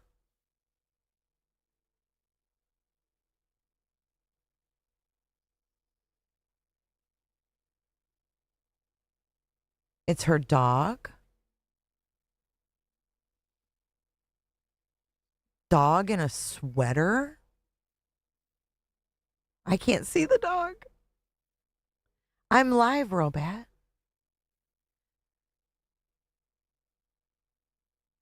So it's her dog.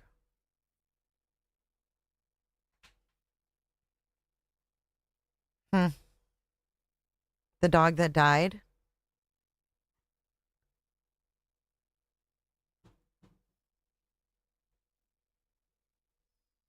You didn't know, Sin? Shame on you.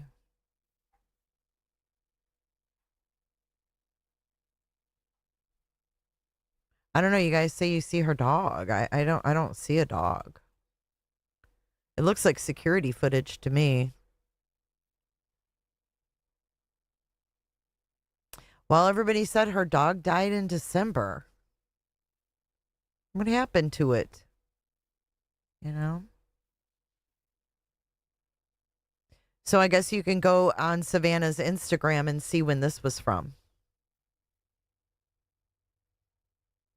You didn't get notified either, Beans? Yeah, I don't know. That's interesting. I never noticed that before. Sorry. Law enforcement is looking at is anything they can find where there's a record. They're looking at the tower records for all the cell phone. Oh, look at Nancy has her arms circled too.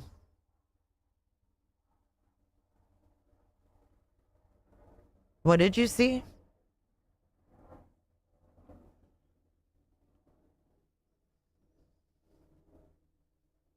It's a football game in black and white, though?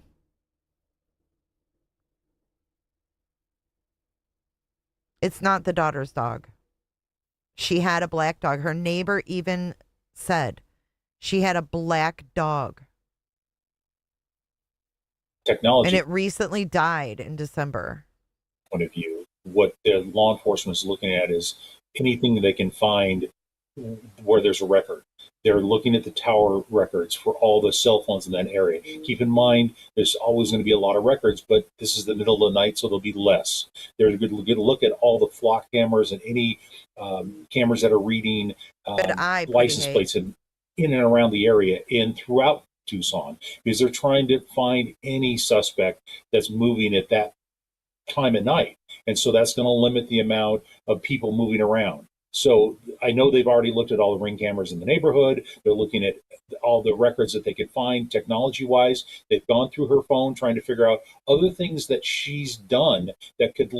So she filmed that thing at El Charro's in November. So her mom could have had, you know, decorated for Christmas already. Yeah, there's those tan pants too. What's really weird is who's this guy? I still haven't been able to figure out this background. Like, this is someone with a camera, but like, what is all this? It says Annie Guthrie Facebook. This is from Annie Guthrie's Facebook. Who is that guy? So Nancy lifted these. Either she's friends with someone who's friends with Annie, or she lifted them before Annie made her Facebook private, because Annie's is now private.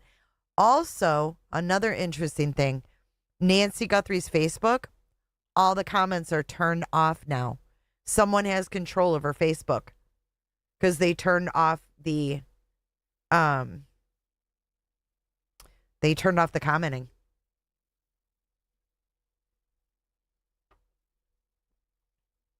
You think it's a wall picture? Okay. I have to send a super chat so you'll see this. On her laptop, it's a football game. You can see the helmet and the scores at the bottom of the screen. Thank you.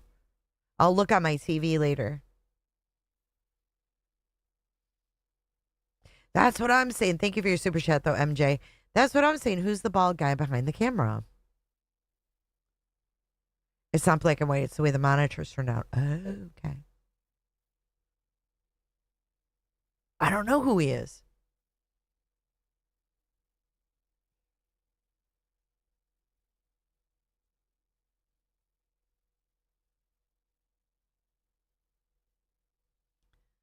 I don't know who that guy is. Who is it?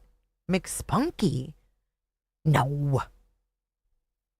That's a weird thing, though, because he could look like the perp. Hold on one second.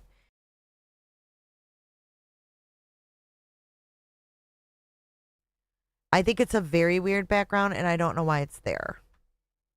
Why would it be photoshopped? Because look, there's another guy over here.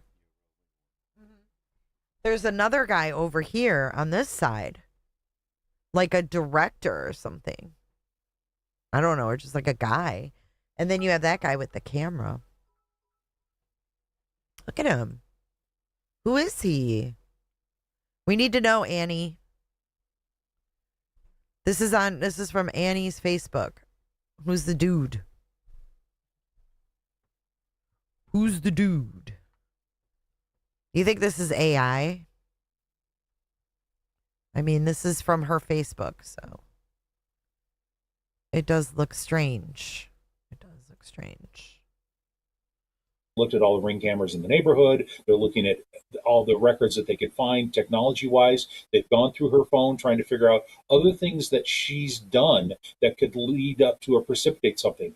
Keep in mind, we don't know the contact she's had with other people. One of the things I talk about all the time with seniors and vulnerable people is that if you're not paying attention, they could get sucked into some kind of scam and you don't know it. So they're looking at her phone to find out if she was texting, communicating with, on WhatsApp with somebody talking about Bitcoin or something else and becoming more conversant with the kinds of contacts she had towards the end there. So there's a huge amount of valuable data they're going to get from the technology. What about it, Jeffrey Gentry? I'm curious about the motive. Is it really financial at this point? Because you have a person that has obviously put out there that they want money for this crime, but they haven't been in contact with the family since. They haven't been in contact with law enforcement. So I think you have to kind of start thinking about doing some profiling in this case, trying to figure out who this suspect is and what actually is their intended motive. And why haven't you heard from them? Well, I think the motive is clear. Have I missed something? They said, give me millions in Bitcoin, quote, or else. I think that's the motive, which leads me to, has anybody hit Nancy Guthrie or her family up for money? Is somebody in need, financial need that they know of? I would be looking at every single person and their husbands and sons that need money. Anybody with a their husbands and sons who need money. Record. They've already been looking at sex predators in the area, but it's not about a sex predator. I'm telling you that right now. Agree or disagree, Chris McDonough? Yeah, I wouldn't take anything off the table, though, because she's such a low-risk victim here. There is an association between the victim and this offender. And to your point, Nancy, somewhere in this circle of influence, and you always do start with the family, of course, and you work your way out. This offender is familiar because if you look at the victimology of this particular woman look at here, it. you know, the offender risk of just arbitrarily showing up at 2:00 in the morning, ripping a doorbell off, breaking into a house, taking an 84-year-old woman out of that house and then saying, oh, by the way, I need Bitcoin between $2 or $4 million. Right. That tells us a whole bunch about the unsophistication of this particular perpetrator. So that means at some point they have crossed paths. And if you look at this picture here with her sitting on that chair, look at her left hand. Mm-hmm. That to me, when I first saw that photograph, I thought, okay, did she fall going outside onto that porch? Mm-hmm. Because when you look at the blood evidence there's also a piece of the debris over on top of the blood. Yes, and those are 90-degree droplets, which the other guests, I'm sure, would agree with. If you look at to the upper left-hand quadrant, there is a debris on top of that blood. So I went back and looked at the news reports where they showed the evidence technicians photographing that. And so does that tell us that the suspect was behind her and had kicked that debris on top of that blood? Mm-hmm. And had she fallen and was trying to get back up, which would create those 90-degree blood droplets there?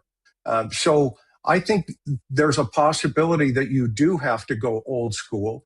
The technology is going to be a bonus, but somebody knew who Miss Guthrie was.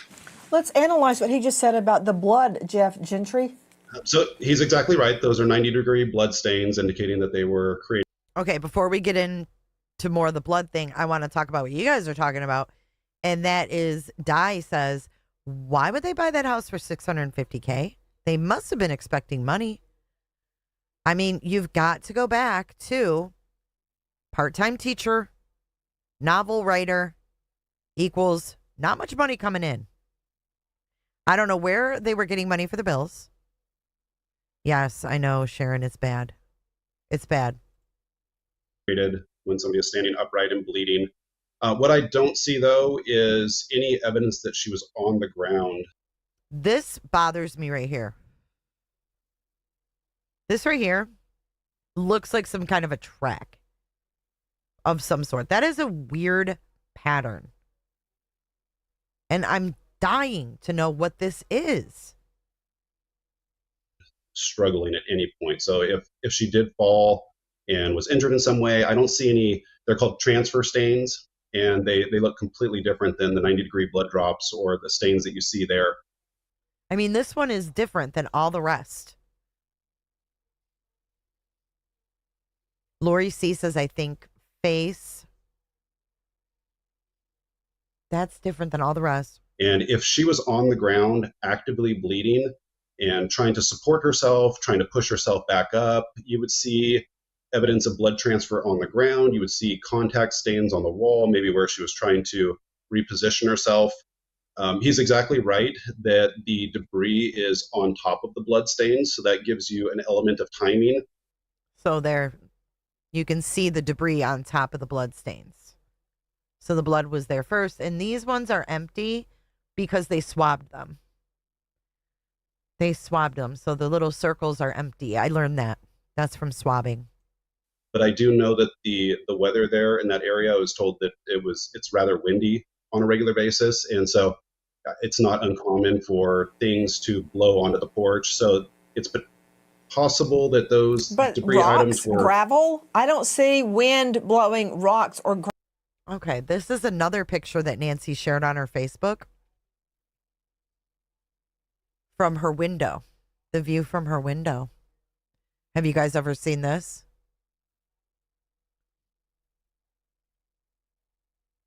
There's the driveway right here.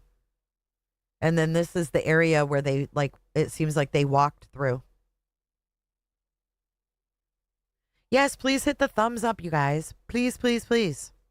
But yeah, you can even see she took it through the screen.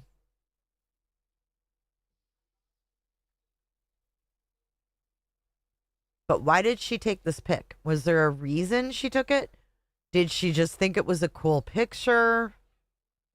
Why did she take this pic? You know, is there a reason? I mean, she posted it on Facebook.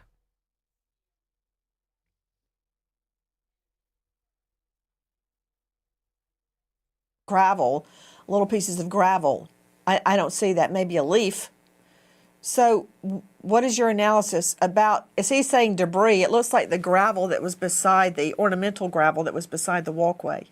There's an area. So if you look Yeah. 2 bricks out. Okay, this is interesting. This is something I never noticed. If you look right here, see that's like pebbles from over here. So something happened where they went off the tile and this gravel ended up here. Ornamental gravel that was beside the walkway.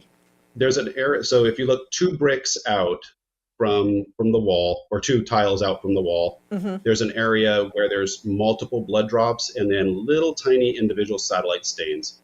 And I talked about this the other day, it's called a blood into blood pattern, or a drip pattern. And that's where somebody is stationary and the blood dripping into the blood source or the blood pool creates those little satellite stains. So that's going to indicate that she was standing in that position for some period of time, dripping blood onto the ground. So actively dripping blood onto the ground. And then next to that, coming out one tile, you see what looks like possibly a footwear pattern in that. So whoever. So he said that's a possible footwear pattern too. Did you hear that? Was assisting her, or if she was Hold wearing on. shoes. Where do you see a footwear pattern? 3rd tile out from the wall. Right there. There's several drip stains and then what looks like a footwear impression there, or a partial footwear impression. Jeffrey Gentry, what do you make of the gravel disruption?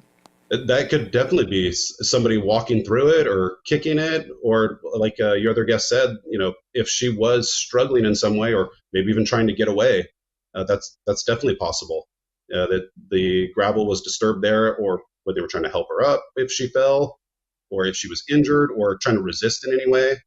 But if she was on the ground actively bleeding, you would see different blood patterns to indicate that. I don't see anything that to me would suggest. You know what that it indicates was, to me? Just go with me for a moment. Pull back out, if you don't mind, on the picture. I want to see the picture at a greater distance. It looks to me like somebody's walking beside her and maybe trying to hold her up, and they've gotten into the gravel. The gravel is to our right. It would be her left. So right here. Holding her, maybe under the arm. Step. And she's walking forward, and somebody is on her left in that gravel. So she's saying someone stepped over here and is assisting Miss Nancy by stepping. No, her cane was in the home, so she needs help walking.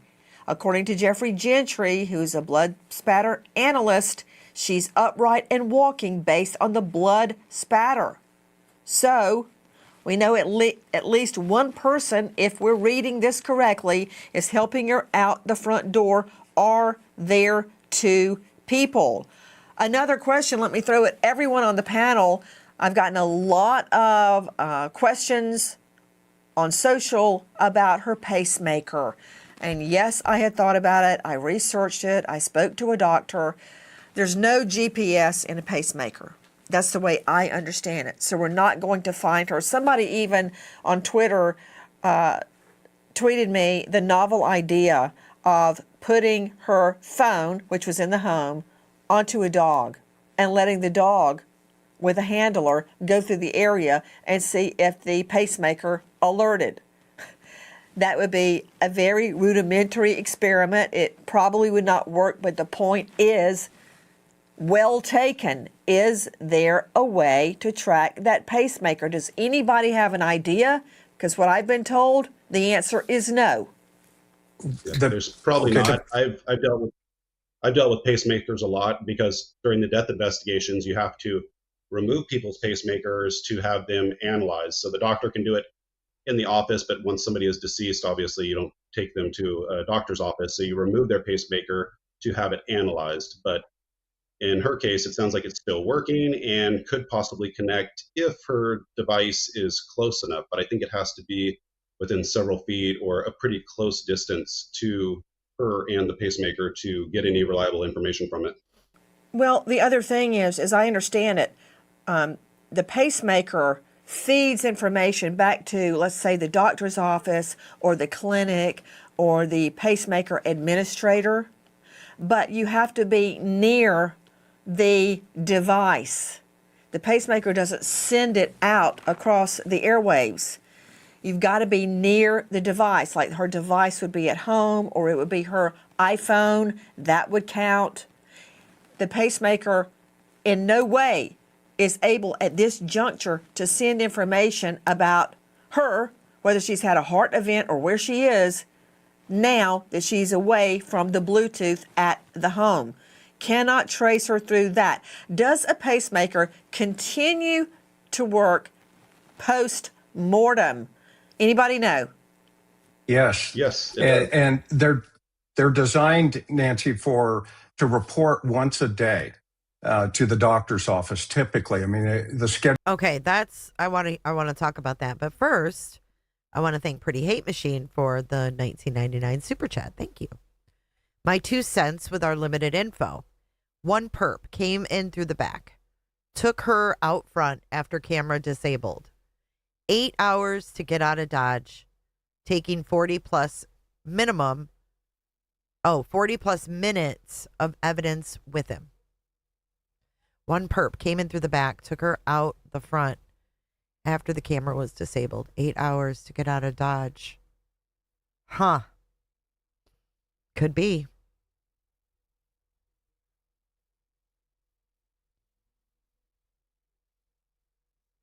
Yes, there is, Nat. And that's another thing that we need to go over is there's some really good drone footage of her patio that Mark the Shark took today. And we'll show that next. We're almost done with this.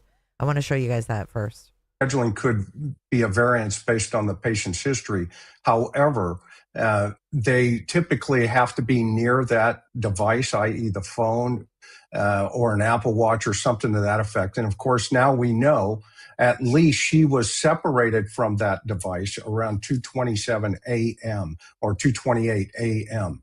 So she could still, that pacemaker could still be functioning, but it's not reporting. So she very much could be alive. So, Todd Shipley, you're telling me license plate readers, cell phone, data dumps, obviously cameras at red lights for those early morning hours when there's less traffic. Any other old polygraphs on everybody? And if you're not willing to take a polygraph, to hey with you, you're now on the suspect list. Am I missing anything, Shipley? Well, the cameras are going to tell a story. Whether it's going to have a complete story, as we know, it's probably not. But there are going to be a lot of information that they're still trying to go through because you're talking hours. And there were cameras in the home, Todd. There were cameras in the home. Okay, so she's saying, and Ashley confirmed it today in her recap. There were cameras in the home. Hey, I want you to hear this fact. Dave Mack, tell them about the status of the cameras in the home. Well, what we were told, or what has been reported, is that cameras inside the home that were there, and they were placed at different angles to cover all areas inside the home so that they could be checked on by family members in case Nancy were to fall or become incapacitated. They could then see inside the home. It has been reported that, yeah, they did. Wow, I've never seen this picture either. This looks to be Cameron and his family, maybe. Cameron and his family, because the kids are a bit older. There's 3 of them. Could that be Ann? I don't know who that would be. I bet you that's Cameron and his family, though. And there's Nancy.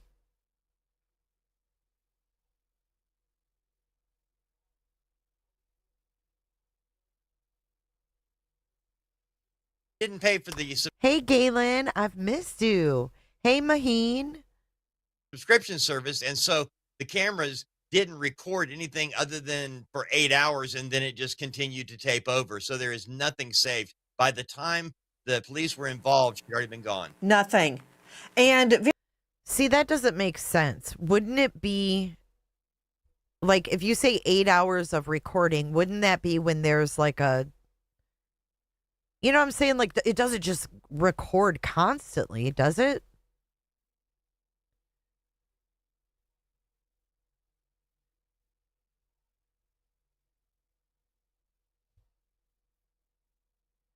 Yeah, I saw the pictures of him at the gym. Did you see his car? How does he have that car? Very quickly, Jeffrey, what is the difference in the wide pattern of blood drops and the tight groupings? Is that where you're saying blood into blood? So she's standing in one place? Is that what you're saying? There's droplets and then there's satellite droplets?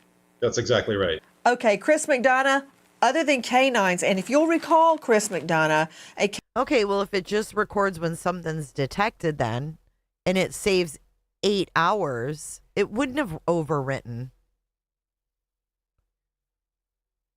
I saw the blankets. Why didn't they take those, Kels?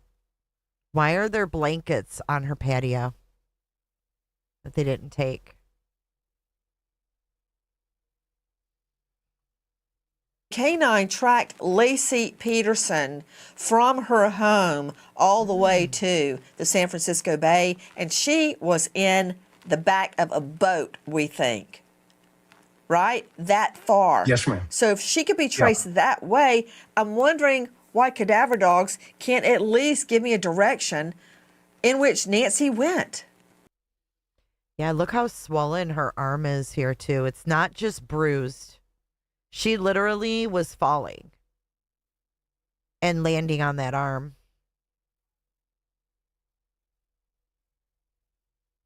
Because it's very, very, look at her wrists even. It's very swollen. I wonder where this was. This is also from Annie Guthrie's Facebook. Look. She's got the credit on all these pictures. See that? Annie Guthrie, Facebook. So that's probably Annie Guthrie's kid right there. Yeah, it looks really bad. It looks purple even up here. If you look at it. I don't like that.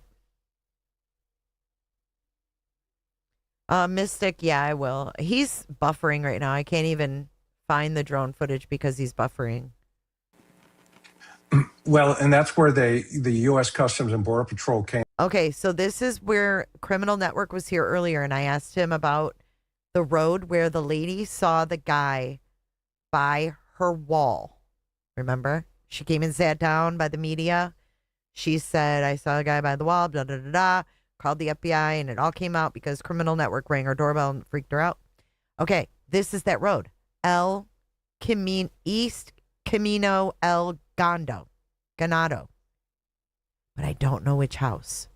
But if we look here, here's the Guthrie home. And then here's East Camino El Ganado. So somewhere in here, I don't know which house it was on this road, where the lady saw a man by her wall at 11 a.m. on Sunday, February 1st. 2235. Which one is it, though? How many down, Ark?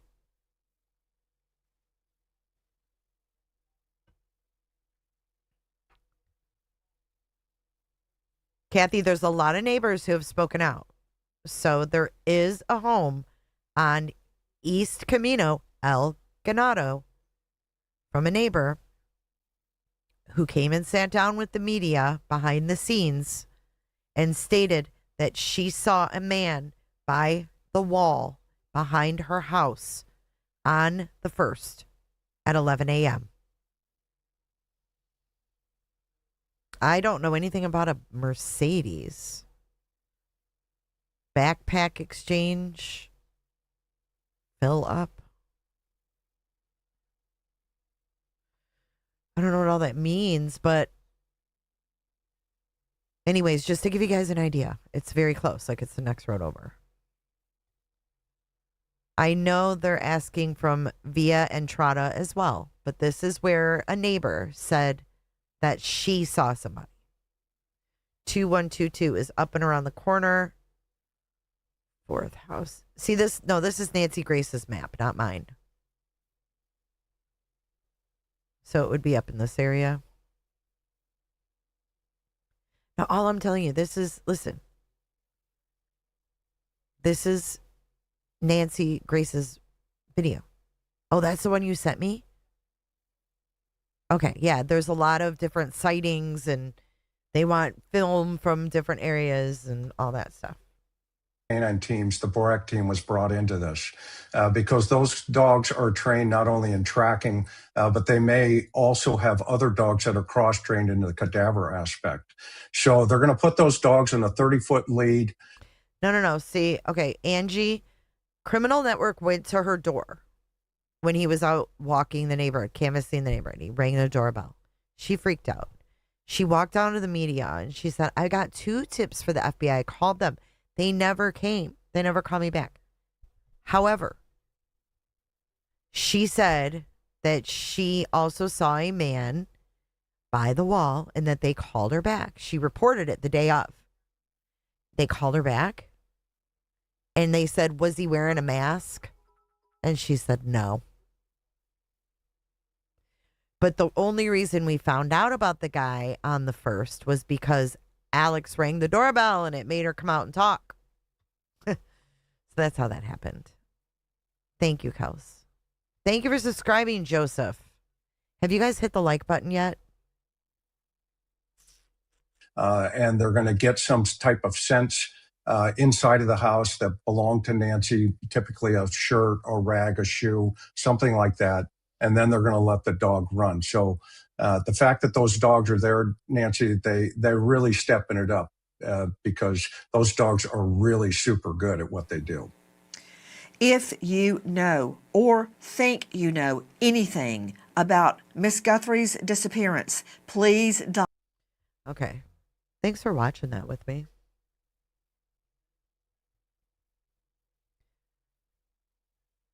I don't know, man. I am just stumped. It just bothers me. And I could probably talk about this all night and talk about different theories and what it could be. What I would love to look at these drone footages and really look at, oops, what happened?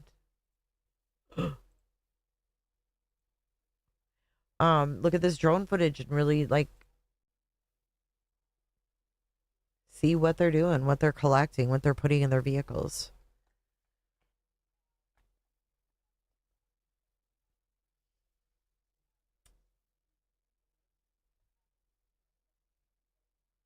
How old is this? Which? The Nancy Grace we just watched was February the 6th. And we watched it because they talked about ICAC being there. This drone footage, I don't know when this is from. This is Fox. And this drone footage is February 6th as well. Wow, what a coinkydink. So this is February 6th that we're watching right now. You're welcome. I would play Mark's drone from earlier, but he's literally spinning. I can't even rewind or press play or anything. So I got to wait until something happens. Either his stream ends or he comes back because it's literally you can't do anything.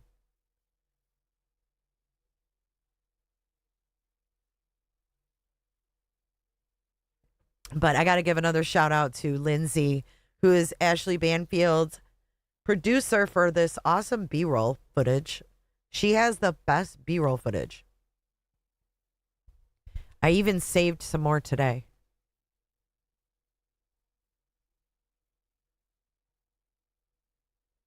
No, I don't listen to him, Valerie. After he came in here and showed his ass, no thanks.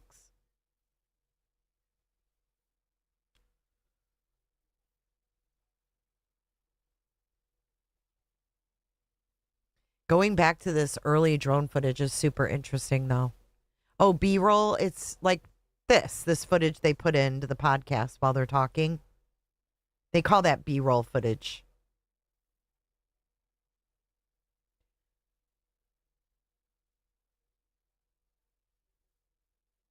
I just find it interesting to see all the people, what they were doing, where they went. Kels, if you want to, absolutely send me all the links to the drone footage because I have a whole playlist that I saved. Because I want to do a live and just go full screen and just look at the drone footage.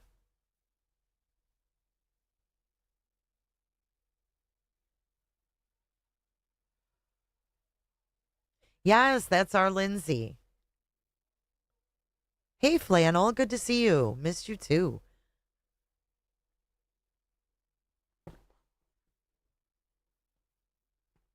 Did he end his live? Nope, he's still over there spinning. It's just a black screen and spinning, and I cannot navigate his video at all. Oh, wait, now I can. Nope. It won't let me. It won't let me navigate his video at all. It's so weird.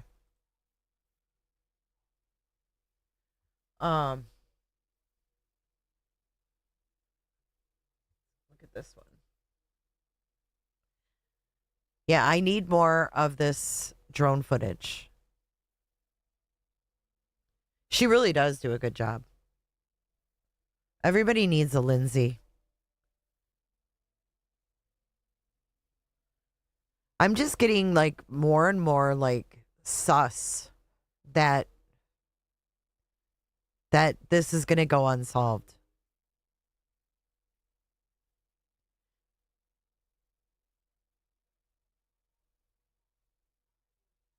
But it's interesting to watch what they're doing and where they go, what they look at, what they stop and take pictures of.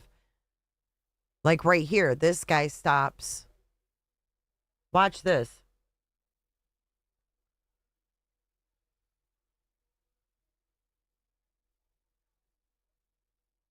Did that thing just jump out at them? But look, he stops right here. This is I found this interesting. So if you look here, see he's got his phone out. Nobody needs a Grayson, but everybody needs a Lindsay. Hey, Holly. I need to quit my job and I can just be a Lindsay. I wish I could pay you to quit your job and be a Lindsay.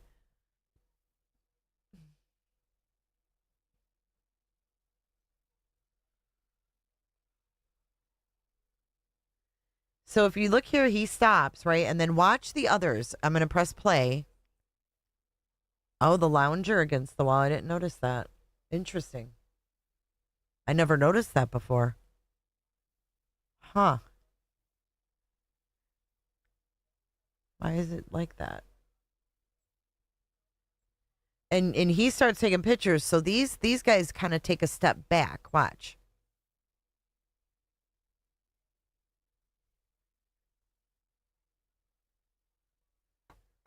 And he's like, okay, I took my picture. And then they keep moving.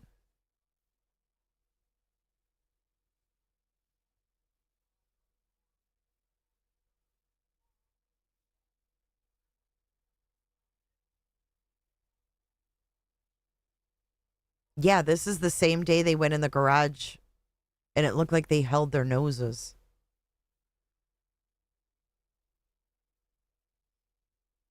But do we think that someone went across this, what do you call it? This courtyard? The analyst casebook. At this point, they should be telling the public what to look for in the suspect. I agree.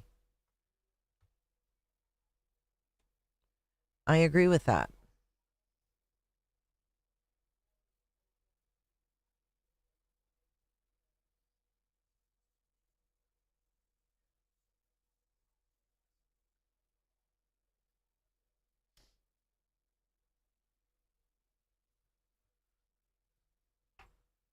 Unfortunately, that's where it ends, but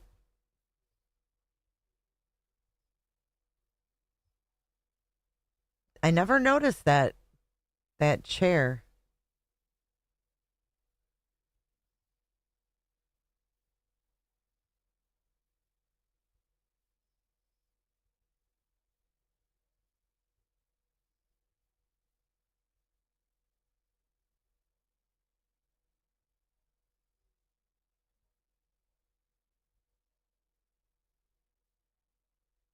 That is odd, isn't it?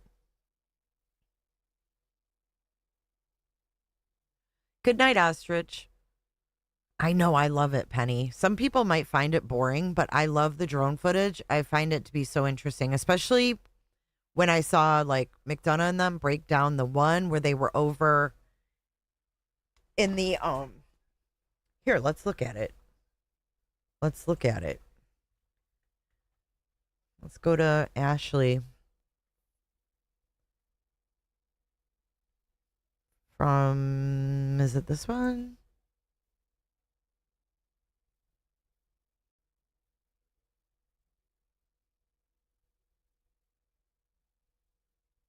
Oh, yeah, here we go. This is some good footage right here. Look at this.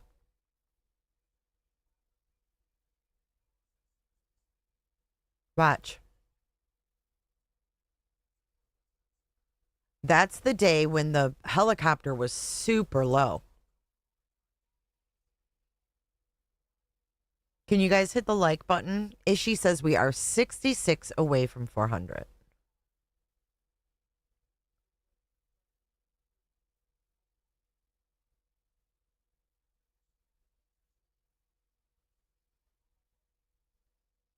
Yeah, it's really, really crazy. This was very early on. I think Brian Etten was the only one there. I think this was Monday. This had to be like Monday the 2nd.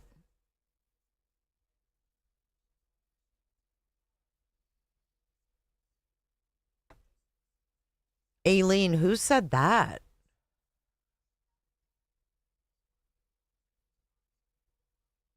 Yeah, he's got a helmet on and he's strapped in.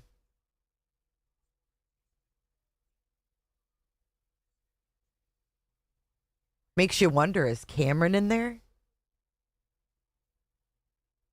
Or no, was he even there yet? Hex thinks this is February 3rd.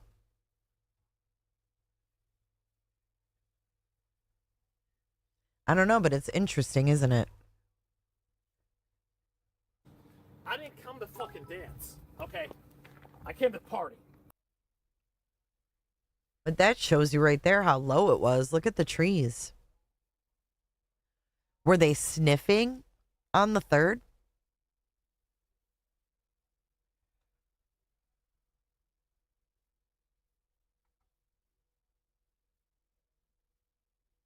And this is the first walk up. So the other day on the interview room, they talked about this wreath right here. And I don't know if you guys think there's, hey, Colleen, anything weird with this, the wreath?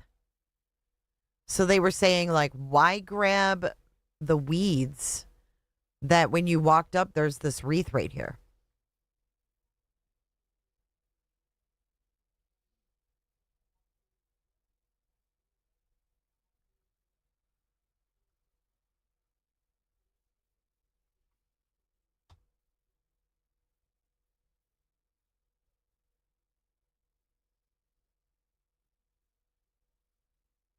I mean, this is some close-up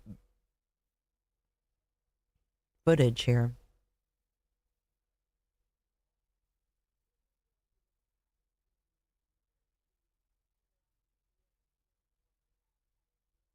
Here's some more right here. Watch.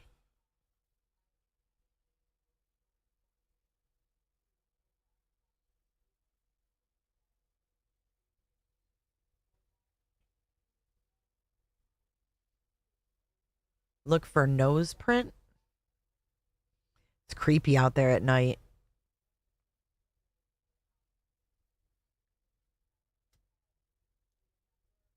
You think that person was looking in the side light?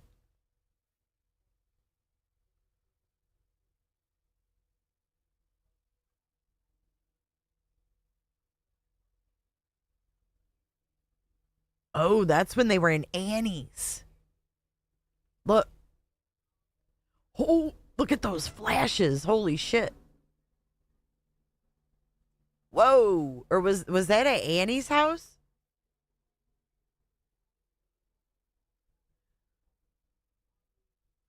Or did they do that at both houses? I don't remember seeing the flashes in Nancy's, but I could be wrong.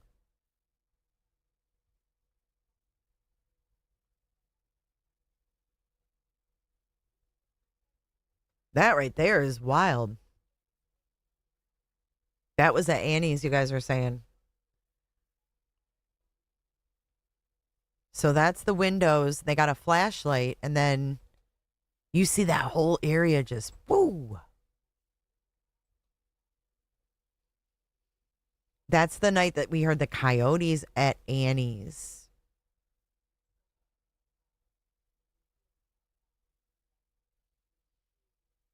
Yeah, what were they taking photos of? There's got to be something there, right?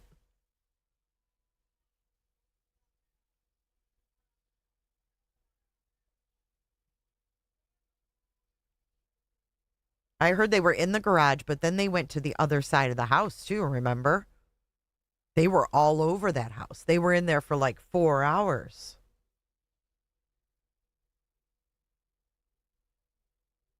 Let's take a look at this footage. This is the SWAT. Yeah, I think they were in A&T's for like 4 hours doing that, doing the pictures.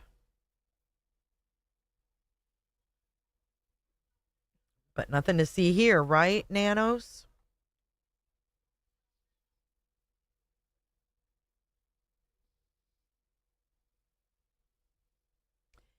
Friday the 13th still was a very weird night to me. Just so strange.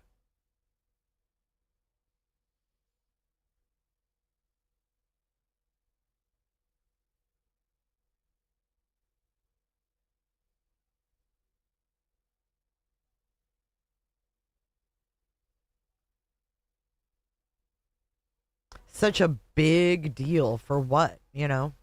Then came the tent day. That was weird. They were at Luke's for something like 6 hours. Right. No, Rochelle, this isn't live now. I mean, I'm live, but this footage we're watching is older footage.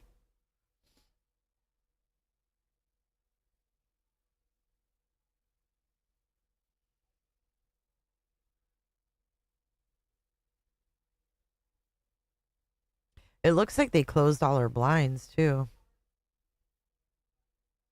Oh, this is Fox Digital's footage. Ashley.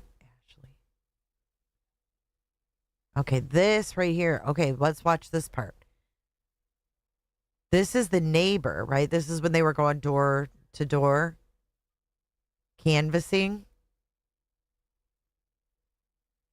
Now, a lot of those driveways look the same, but do you guys remember there was one surveillance footage we saw of someone that walked down a driveway and it looked similar to this, but there's probably a lot of driveways that are in this pattern.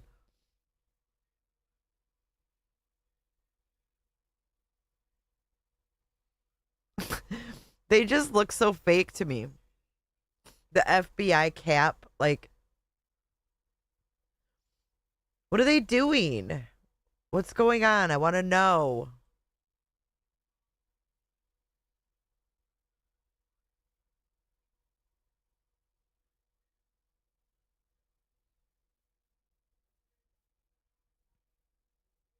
Crossbody FBI. Well, she's packing.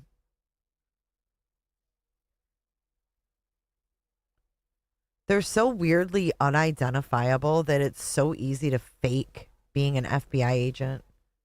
I really feel like they need to be more uniform, like identifiable, because that's creepy. The FBI creeps me out. No offense. I mean, I have respect for FBI agents, but it's creepy to me. They could be in disguise. They can be undercover. They could be in a hoodie with a little emblem. They can be in a jacket that says FBI. They all look different. And I heard that Maureen said they have to buy their own merch from the FBI store. Like, you can buy that shit right off the streets in New York City. Every little thing that I passed by had FBI hats and shirts.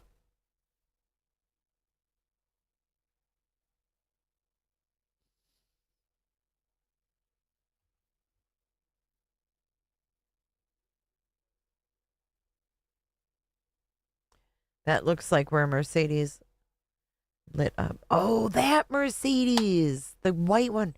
I forgot all about that. It does look like that same place to me. There's the useless glove that ended up being nothing. And like, see, look at, we're supposed to identify these people. Like, how do you know? She looks like something in a brochure for the FBI. Like, join the FBI. These people are in a brochure. It's weird. I don't like it. It makes me feel uneasy.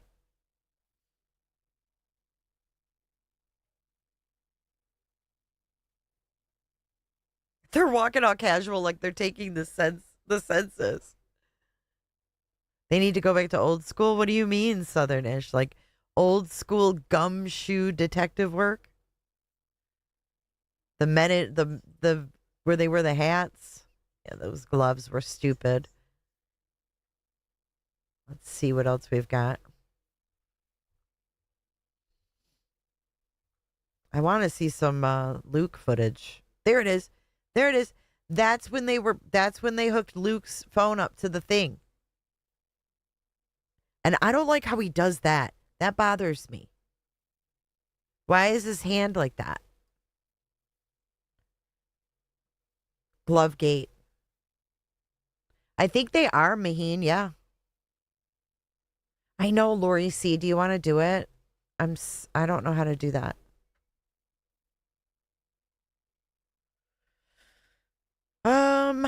I saw a little bit of footage with dogs, but I think that was just the first day. And then they never brought the dogs back again. However, this is Luke at Culver's, and they didn't have to have ICAC come hook up the machine to his phone. But it bothers me. This whole thing bothers me right here. Yeah, they hooked his phone right up to the Celebrate.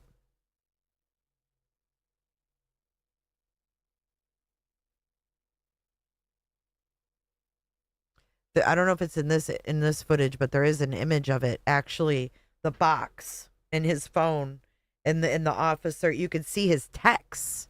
You can actually see they're on the iMessage text when they have it hooked up. It's crazy.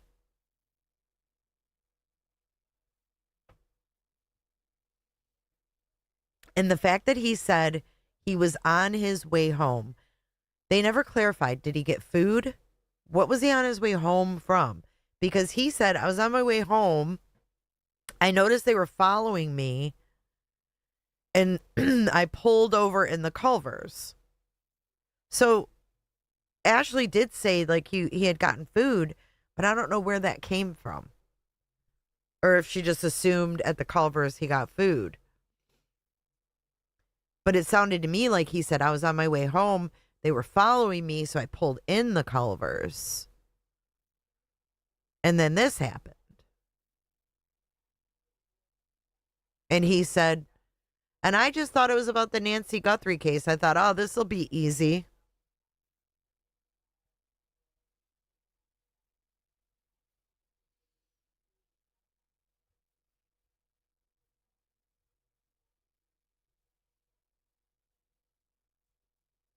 And there's no ICAC to be found.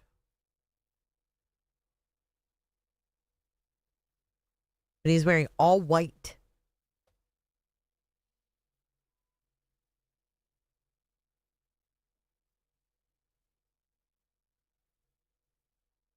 Yeah, that's what he said, Sharon. And so did his mom. His mom was like, I thought it was about the Nancy Guthrie case. And they were like, did you think it involved Luke? She was like, no, I didn't think anything of this was about Luke. I thought this was about Nancy Guthrie. Who would have known her? Only you, who had an interaction with her years prior, according to your attorney. We need to follow up on that as well. The fact that she had an interaction with Savannah and Nancy. What was it?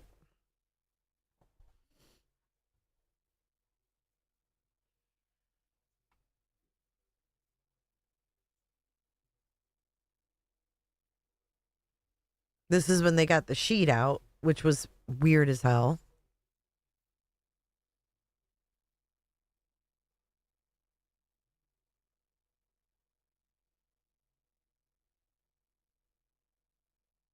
It just feels like a production, doesn't it?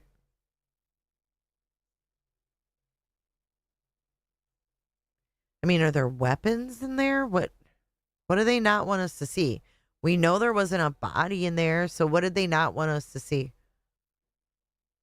Because look, this cameraman goes around over here. Look, over here. And they're like, oh, nope, you're not going to see over there either, buddy.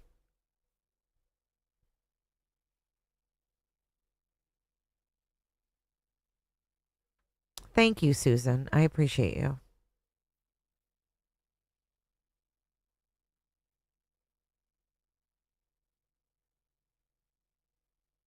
At first, I thought she was in there too. I was like, what is going on?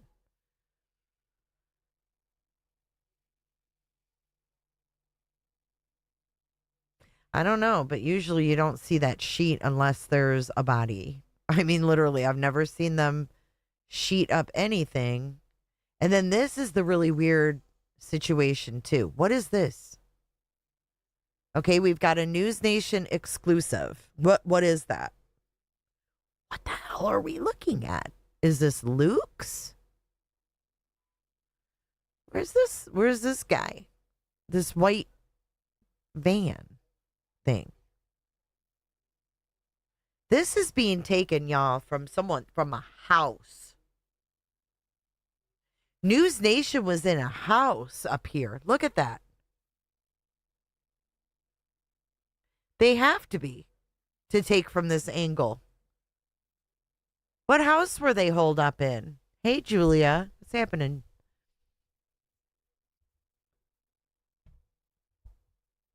Valerie, that's what...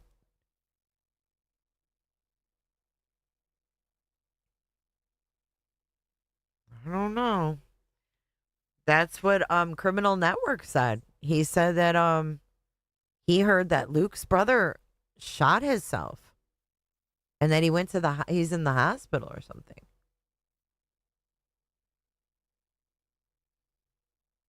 Hey, YouTube bad actors. I've missed you as well. Maybe that is drone. But then we have this right here. Look. Is that same freaking van? Come on now. Is it? Where is this?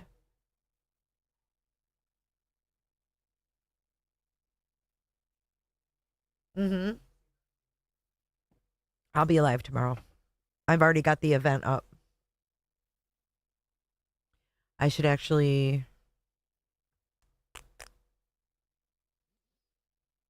redirect to it.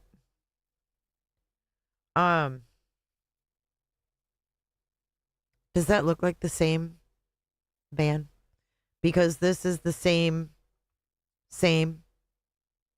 This is where there was supposedly a hit and run or some shit. Remember? Yeah, the truck that they said someone, yes, where someone died. Hey, Journey. This is where they said someone died. And then Dolly saw something and freaked out. But when we looked up the hit and runs on the article, they were on the other side of towns. Remember? Do you guys remember that?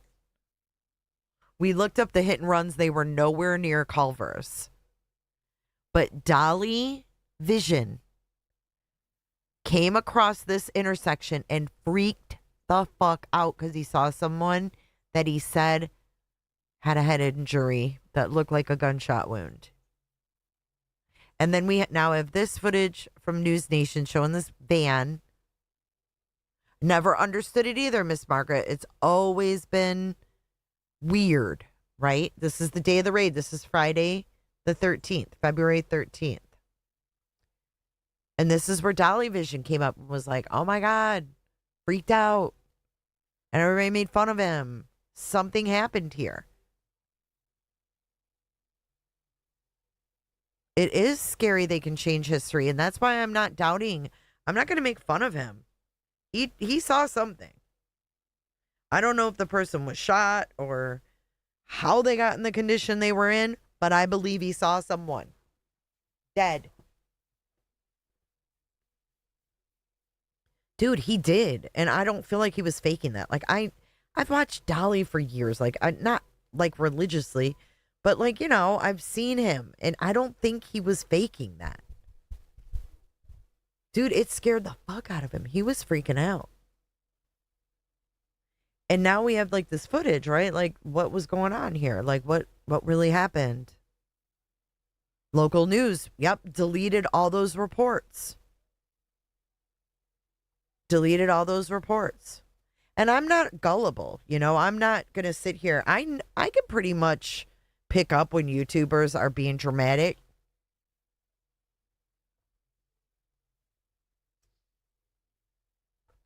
He's been told to be quiet about it? Really? No, he was right in the midst of it at the wrong, or you'd say the wrong time.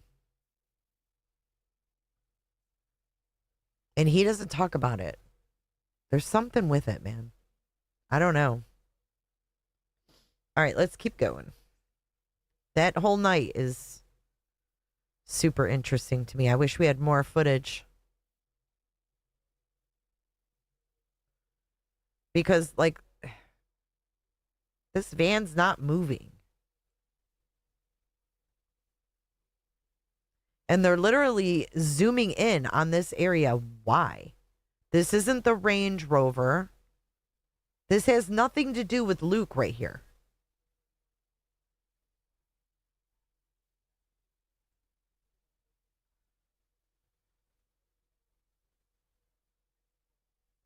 You know what I'm saying?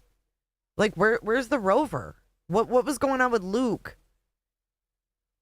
While News Nation was filming this van that looks like it could be like a delivery van, actually.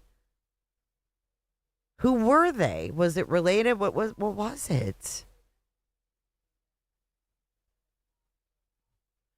Bacon, eggs, and hash. I am so sorry that you saw something like that. Dolly's van? No. That's not Dolly's van. That's whatever van News Nation had their eye on that night. Look. Boom. Boom. Something was going on in that van.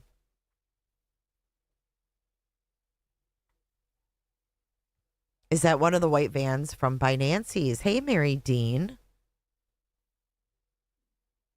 Luke's other car accident I heard was like January 28th.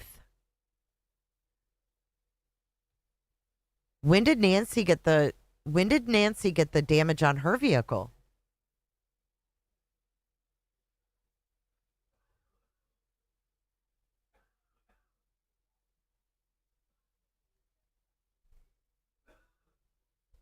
It's just a very strange angle. Like, I don't understand the comings and goings and where this van is in proximity to cars being parked. Because I don't know this area. Is this the parking lot? Like, what is this? I don't really understand it. I would need to like map it out, and I don't have it in me. I need someone to map it out for me. Hey, thanks for the sub. C91C931. What's this?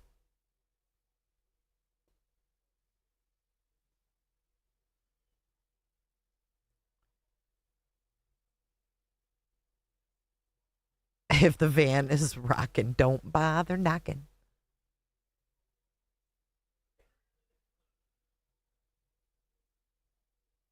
They were up in Marana by band members' house that night. Not News Nation. That was where they were misdirected to, in my opinion. That was where the YouTubers were misdirected to Marana. But that's not... News Nation was in the perimeter of the SWAT. They were right there for everything.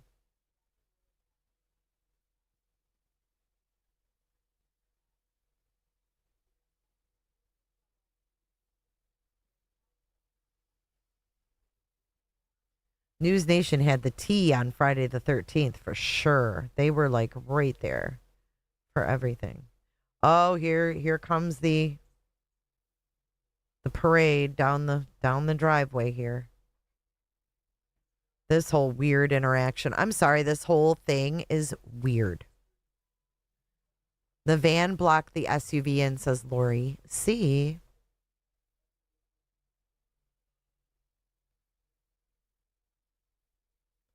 I don't know. There's a picture of a vehicle in front of A&C's in the beginning. A sedan. Remember that?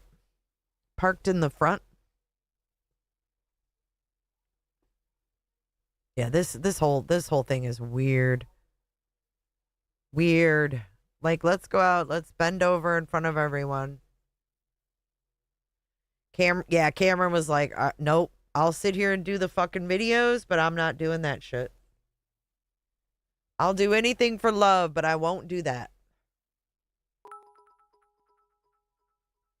Thank you, Bianca, for subbing up tonight. It's so staged, so interesting, though. Vogue says, I think she could have taken an Uber because she was far away from Annie's. Example, she had a doctor's appointment Annie couldn't join her at. She was in town. Why go home for dinner? Just Uber. Well, they didn't say where she Ubered from.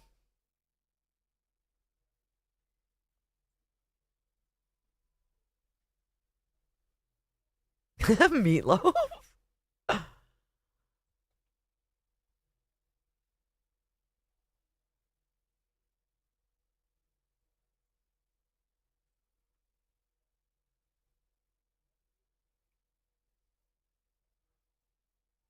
Yeah, Roxanne, I got you.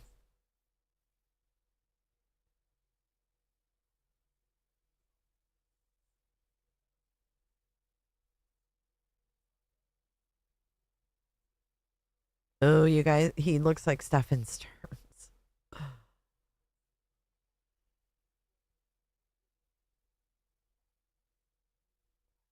And then, let me read this again.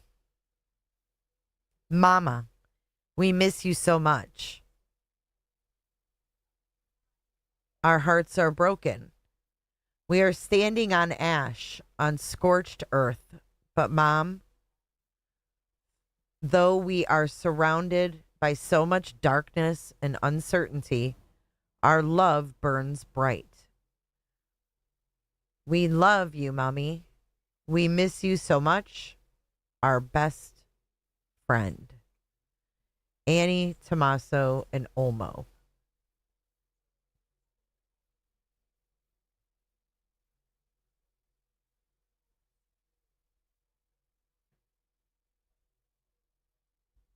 This is all so weird.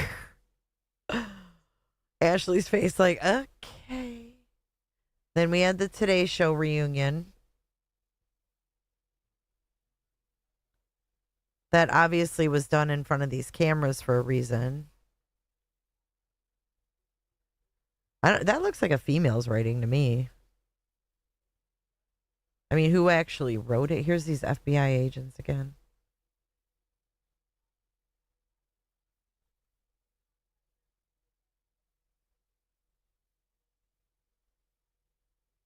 This right here. Look, where are they? Oh, this is the day they put the crime scene tape back up.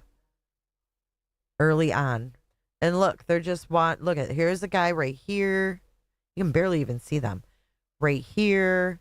And then there's another one over here. And here's the power line. But I can't exactly tell where they are on her property. I'd have to look at it like zoomed out.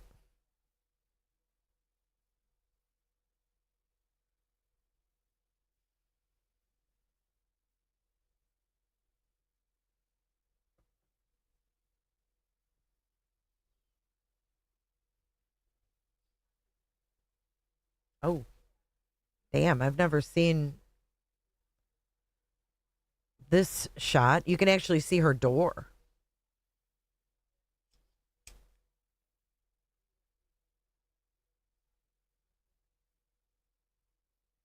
Remember when we read about her friends, her mahjong friends?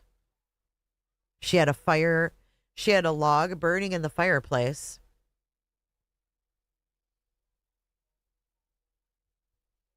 Does that look like those logs? Like those, whatever you just throw in the fireplace?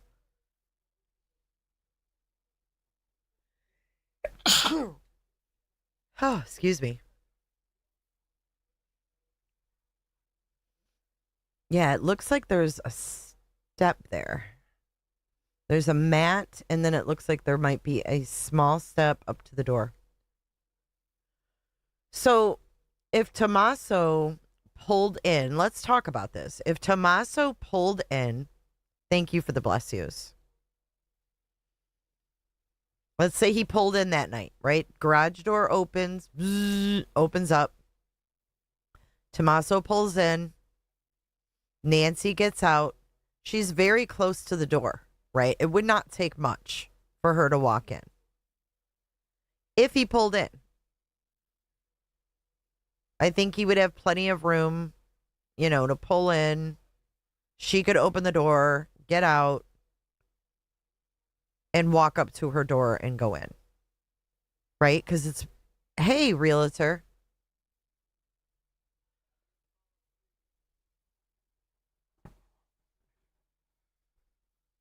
I just think with the door that close, she could have gotten in and hit the button.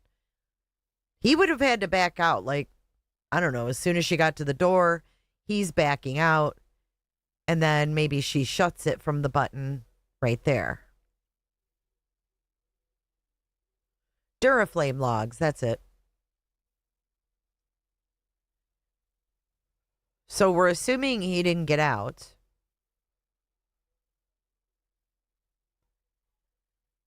But he was or the sheriff was asked, did whoever dropped her off, because he said we'll go with family, did they see her in the house? And he said yes.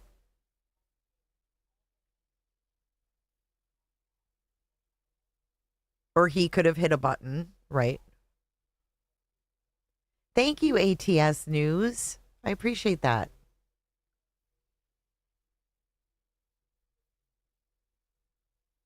Thank you so much.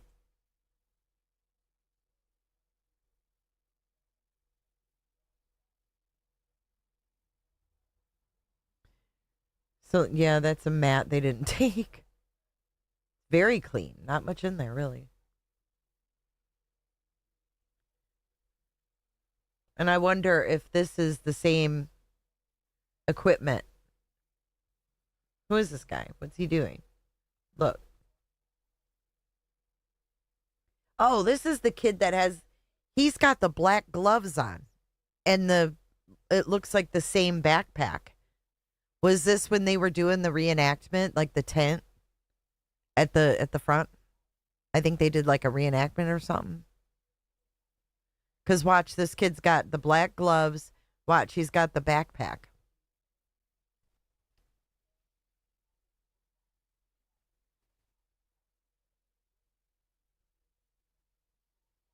And this is the same guy right here.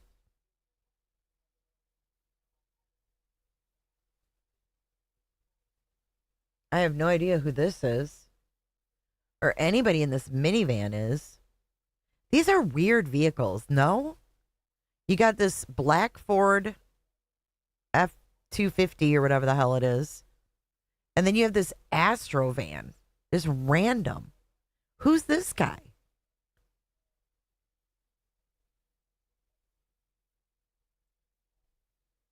I feel like they did like a reenactment because look at him. He's got the gloves on, the backpack. He's got a hat and glasses. And then here's the guy with the beard. That's from the FBI. Remember that guy? I didn't come to fucking dance, okay? I came to party. It's like some kind of reenactment.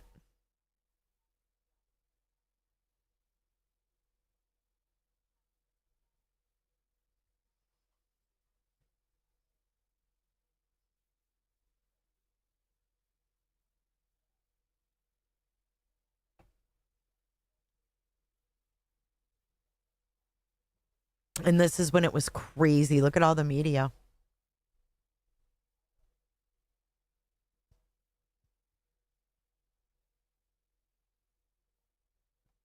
It looks like the Ozark, doesn't it?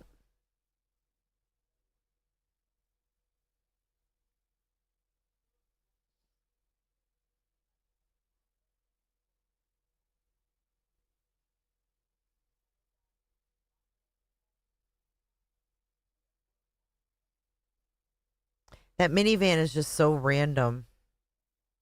It's like they're hiding whoever's inside, too. He, like, just shut the door, like, halfway. Watch. Watch. He hears the drone and he shuts the door. Who's in that minivan? You know?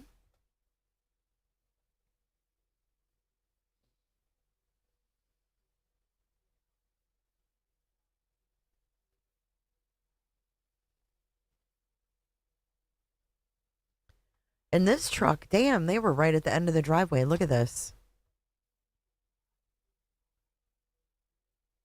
Wait, hold on. The media is literally right there. Look, there's the one girl that was always there. Bunch of media. This is all mainstream media. So this must have been really early on. But it gives you also a really good look at her driveway and like the marks it leaves. See that? But this is a weird ass vehicle to have. What is this? I mean, it's clearly the feds, but damn, that's a weird vehicle.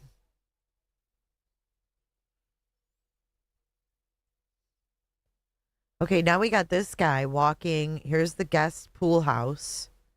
He's walking out over here for something.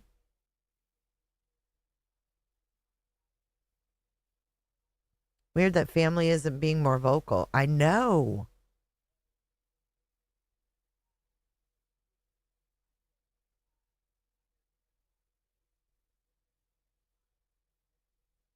And this is the guy here that had the gloves on.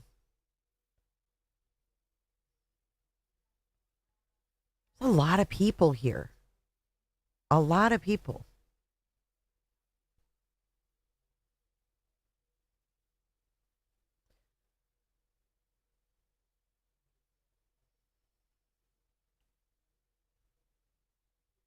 Okay, look at this too. I wonder if when they first got there that they even looked for prints. Hey, Pam. Ooh, white queso dip and chips. That sounds so good. I'm so hungry.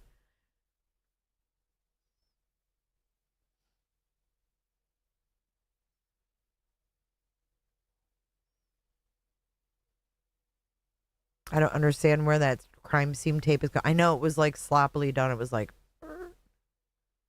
that's a hell of a lot of people.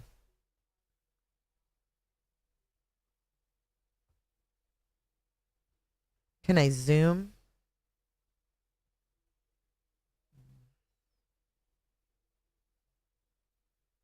I can a little bit.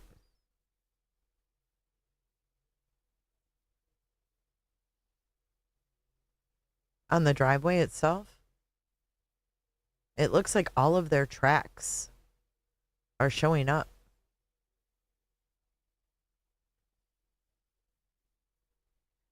It looks like a cast crew. It really does. It's weird. Dude, it's really weird. I'm not even putting that out of the realm of possibilities. That's how weird this entire case is. When you have people who are in the FBI for, retired from the FBI, they were in the FBI for that many years and they're stumped, there's some weird ish going on. There's weird ish going on. What's on the side of this truck? What is all that? Is this not the weirdest shit you've ever seen? What are those?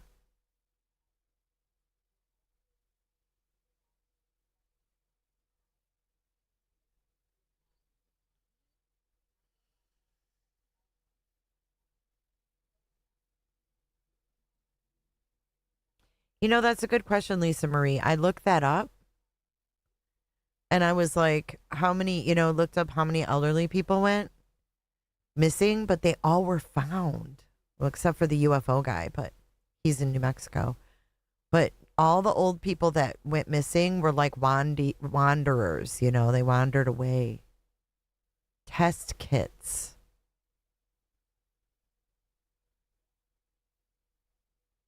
I don't know. Very, very weird. It's also weird.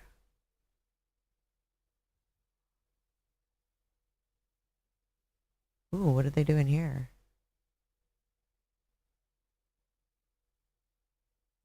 See, I zoom in, then I lose track of where I'm at. Hold on.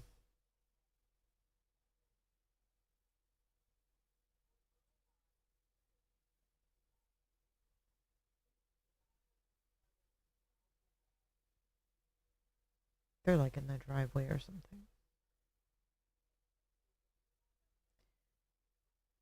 But yeah, I mean, I think all of this footage is just interesting to go back through. So thank you, Banfield. Look at that. That's crazy.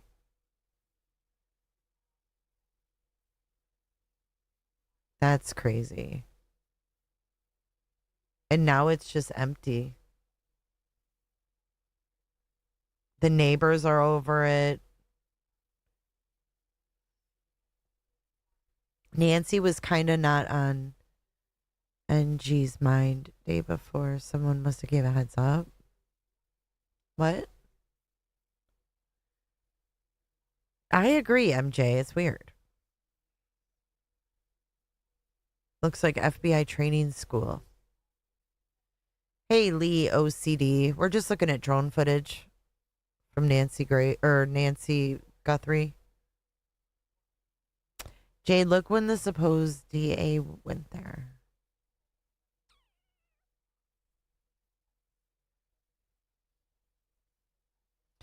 Marcy, I'm going to have to look. I have not checked emails in days.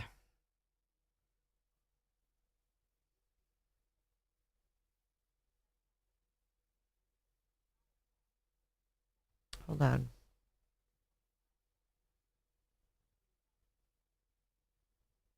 Well, we will keep covering it. I'm not going to stop covering it. I won't be live, all day or anything, but definitely I'm watching everything. Even when I'm not with you guys, I'm always watching that shit. I can't look away. I need to know what happened to this woman. I just do.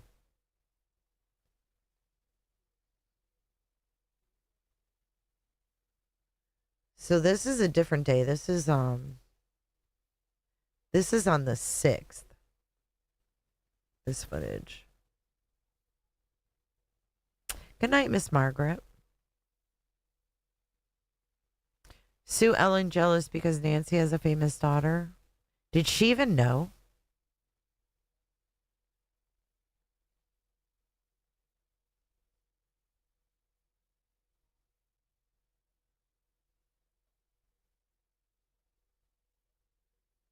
Oh, thank you, MJ. They just have some. There's that van again.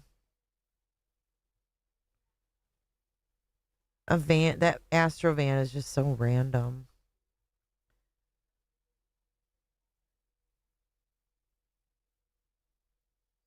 We'll watch this, and then I'm going to call it a night. DGL is coming back. We are gripped by this case, Lee. DGL is coming back?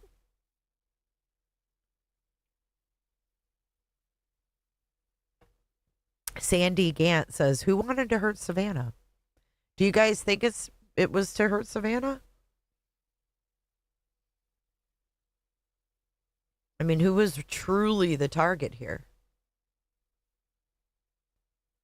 Was Savannah truly the target?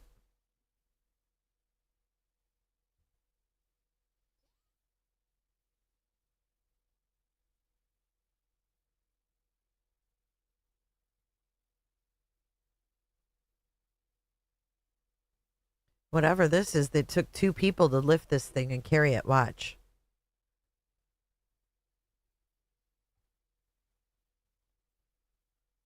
Whatever in the hell that is. What is that? Is that their equipment? Is that thing? They must have some heavy stuff in there. What is that thing? Those two girls were like, oh, is that her safe? What is that thing?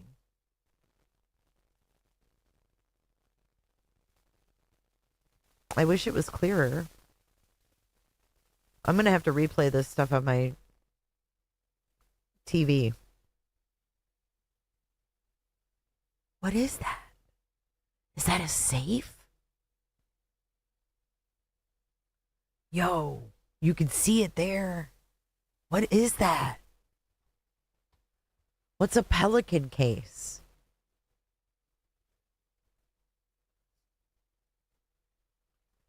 This is February 6th. All right, let's see where they go with it.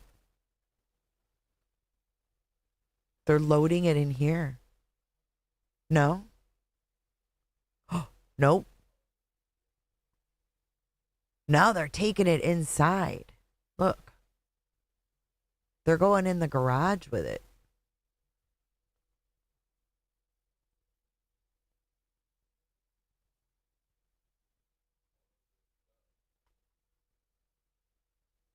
Their equipment? But what would be in there, though, that would be that heavy? I mean, I get they have a lot of equipment, but damn.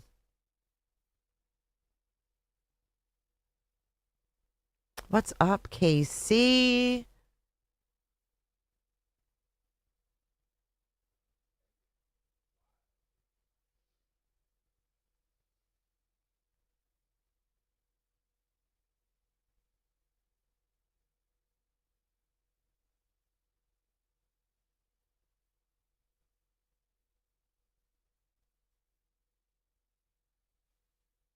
Look, here's another mat they didn't bother to take. See, they dropped that off and they came back out.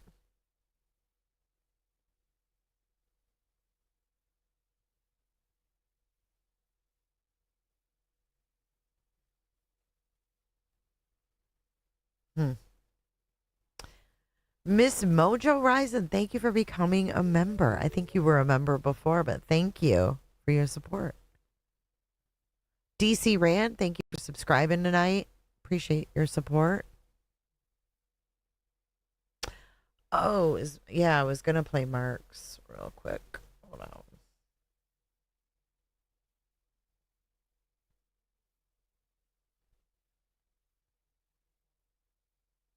Oh, Mark's there at night right now. He started a new one. Okay. You guys have to see. A pelican case is to protect sensitive and or valuable equipment.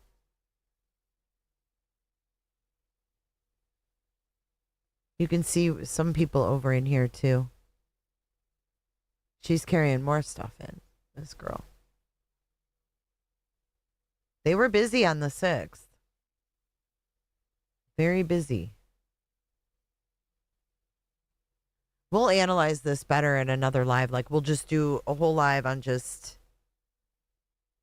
drone footage. Let's go over to Mark the Shark really quick. I want to show you guys his drone from earlier today. It was pretty good. It would be the one he just ended right here. Okay, let's see.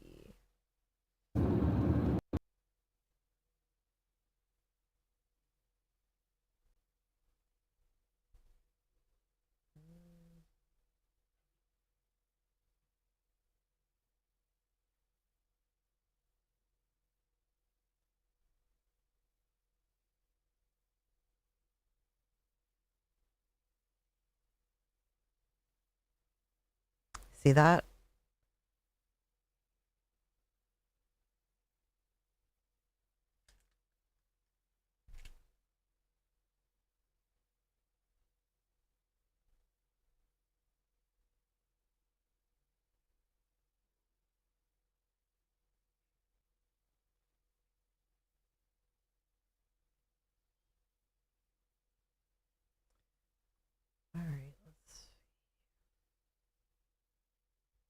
Let's take a look at some of this. I don't know if that's disturbed ground or if like her dog peed there or the grass doesn't grow there. I don't know. I noticed that too.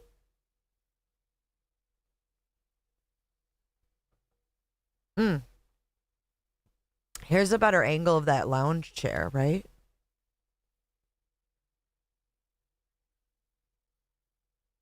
See that?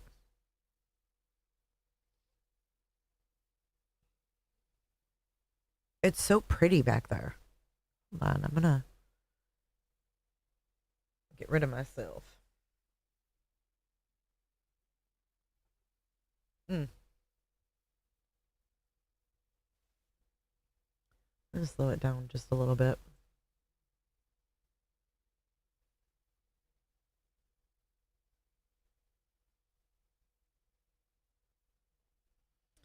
I don't think she'd be buried. That ground is so hard.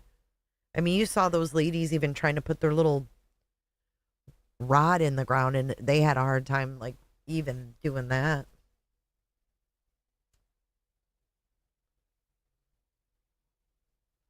That's how archaeologists find graves. It's so interesting. I love the drone. And you guys, my husband's going to start droning live. Like if there's anything, as soon as we get it figured out. If anybody knows how to go live on YouTube with a DJI Mini, let me know. But we're trying to figure it out. Let me give you... It's Georgia Dog 11. He doesn't really have a channel. But if you guys want to follow. But I figured if he ever gets any good drone footage too, I could always use it for my streams as well. Like if there's anything popping off, we can. Because we live in Pinellas County, Florida. A lot of shit happens here. Unfortunately.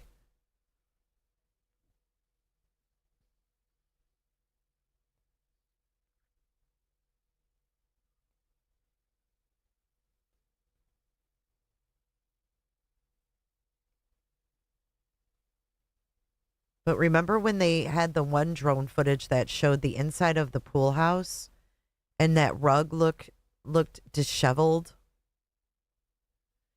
The analyst's casebook. What streaming service do you have?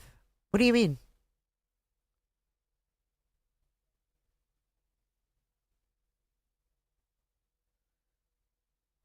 Jay, I love that you have so much support from your family. Thanks, Mystic. You mean like internet service? Oh, that's a good view right there. Look. That's a really good view. Let's go back a little bit. That's a great view of the pool house. You can see what they call the pony wall. And then remember they spent some time back here.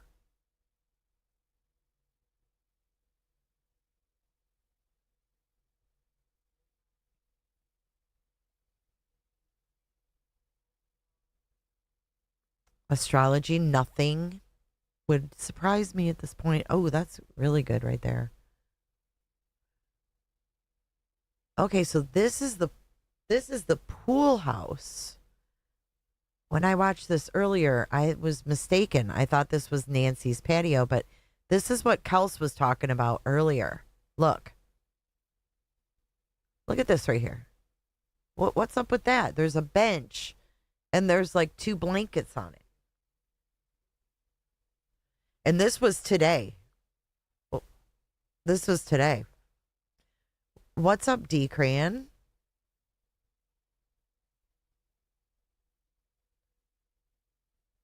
And there's a fountain right here, too. But there's blankets or something. What is that? Yeah, Kels, it's really weird. Look. There, it's a little more clear.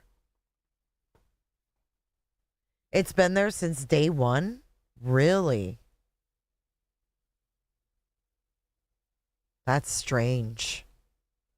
And there's another mat that wasn't taken. What's this? What in the Sam hell is that? It looks like a freaking purse. What is this?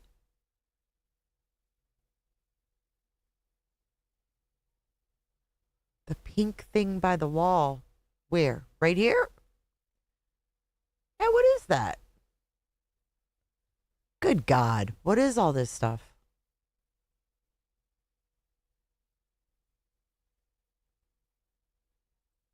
Hold on a sec. Let me zoom in a little bit more. That looks like someone's bag or a purse.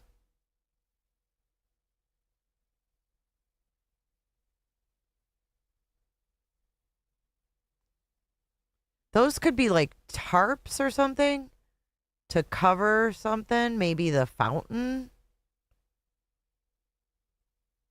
I'm not sure. Maybe there's a cover for the fountain.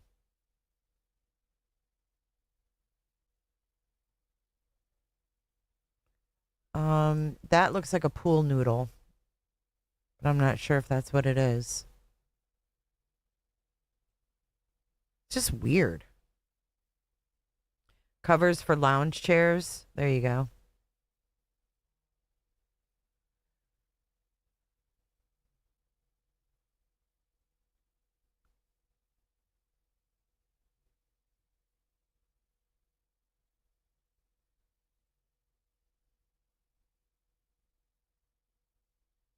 And it would be nothing. It would be literally nothing for someone to hop this wall to this bench. I mean, what is this, like 4 foot? How tall is this wall? 4 feet, if that.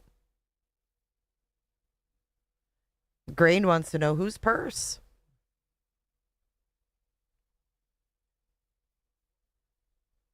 I love that you guys like to deep dive this shit with me, though.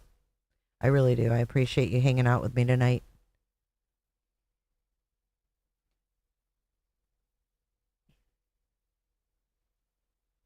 I don't know. I don't think we know if Nancy's car ever came back after Cameron, or who looked like Cameron, left.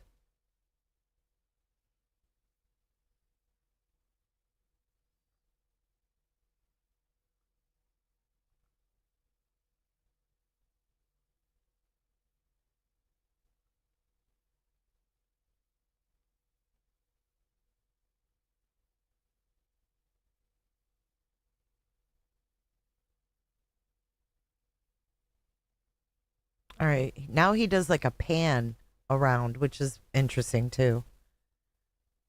Thanks, Penny. Nancy's brother lived in the casita before he died.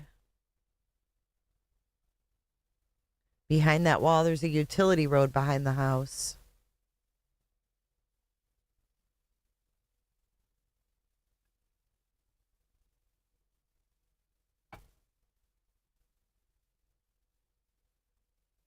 That fountain's so pretty, though. Look at all the flowers in the bottom of it. Her yard is beautiful.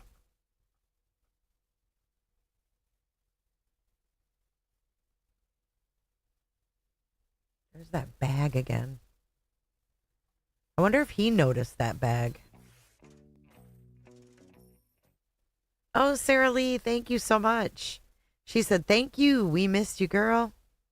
Thank you. I missed you guys as well.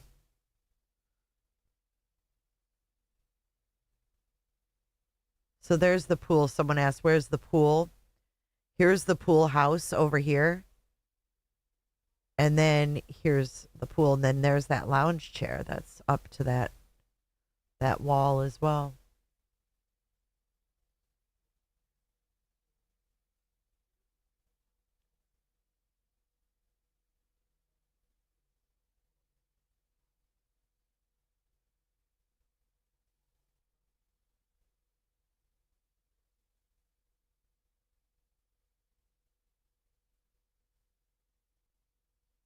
I love the drone because it really gives you a perspective, you know, that you just don't get from photos and stuff.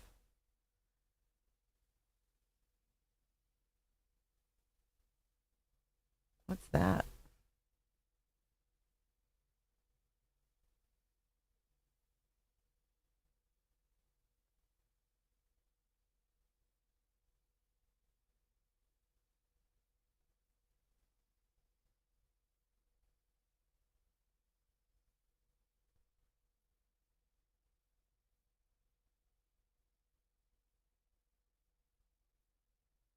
That area is kind of strange, isn't it?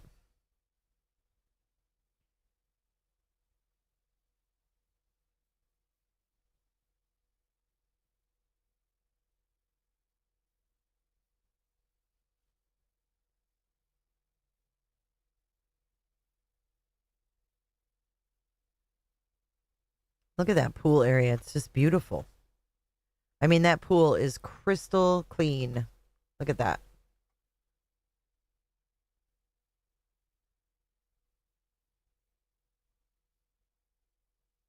Vacuum is in there, all set to go off. It's just like the only thing missing is Nancy. Everything's just going as scheduled, right? Pool cleaners, gardeners, everything's green. All the flowers are alive.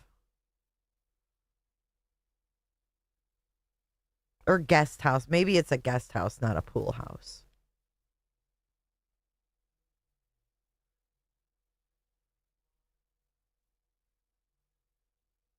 Just like business as usual. Casita.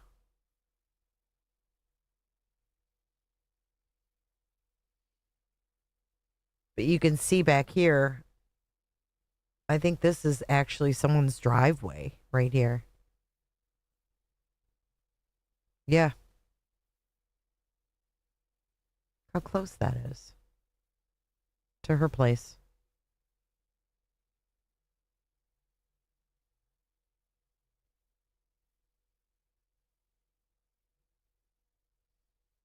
Lisa said, I find the area ugly and creepy. You're not the first person I've seen say that. You're not the first person I've heard say that.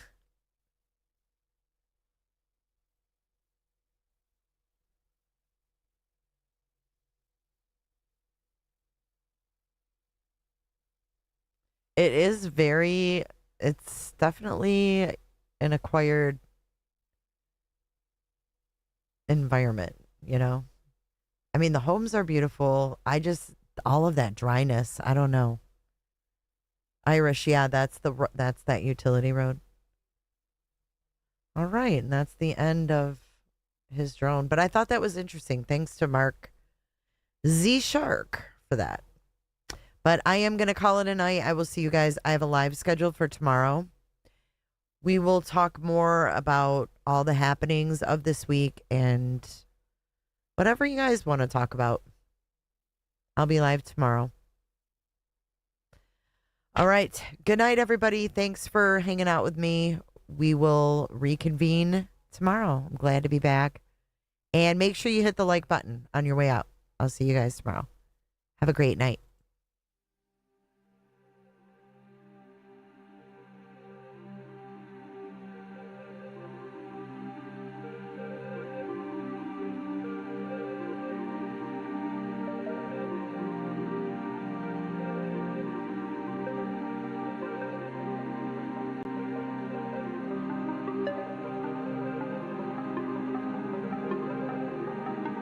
So much for watching. If you enjoyed this live stream or video, make sure to give it a thumbs up and hit that subscribe button so you don't miss out on my latest content. Want to take it a step further? Bring it all in. And join our community clickers by becoming a Patreon or a YouTube member. You'll get exclusive access to our Discord server, special channel perks, and much more. Until then, I'll see you in the next one. Click. It's real easy, man.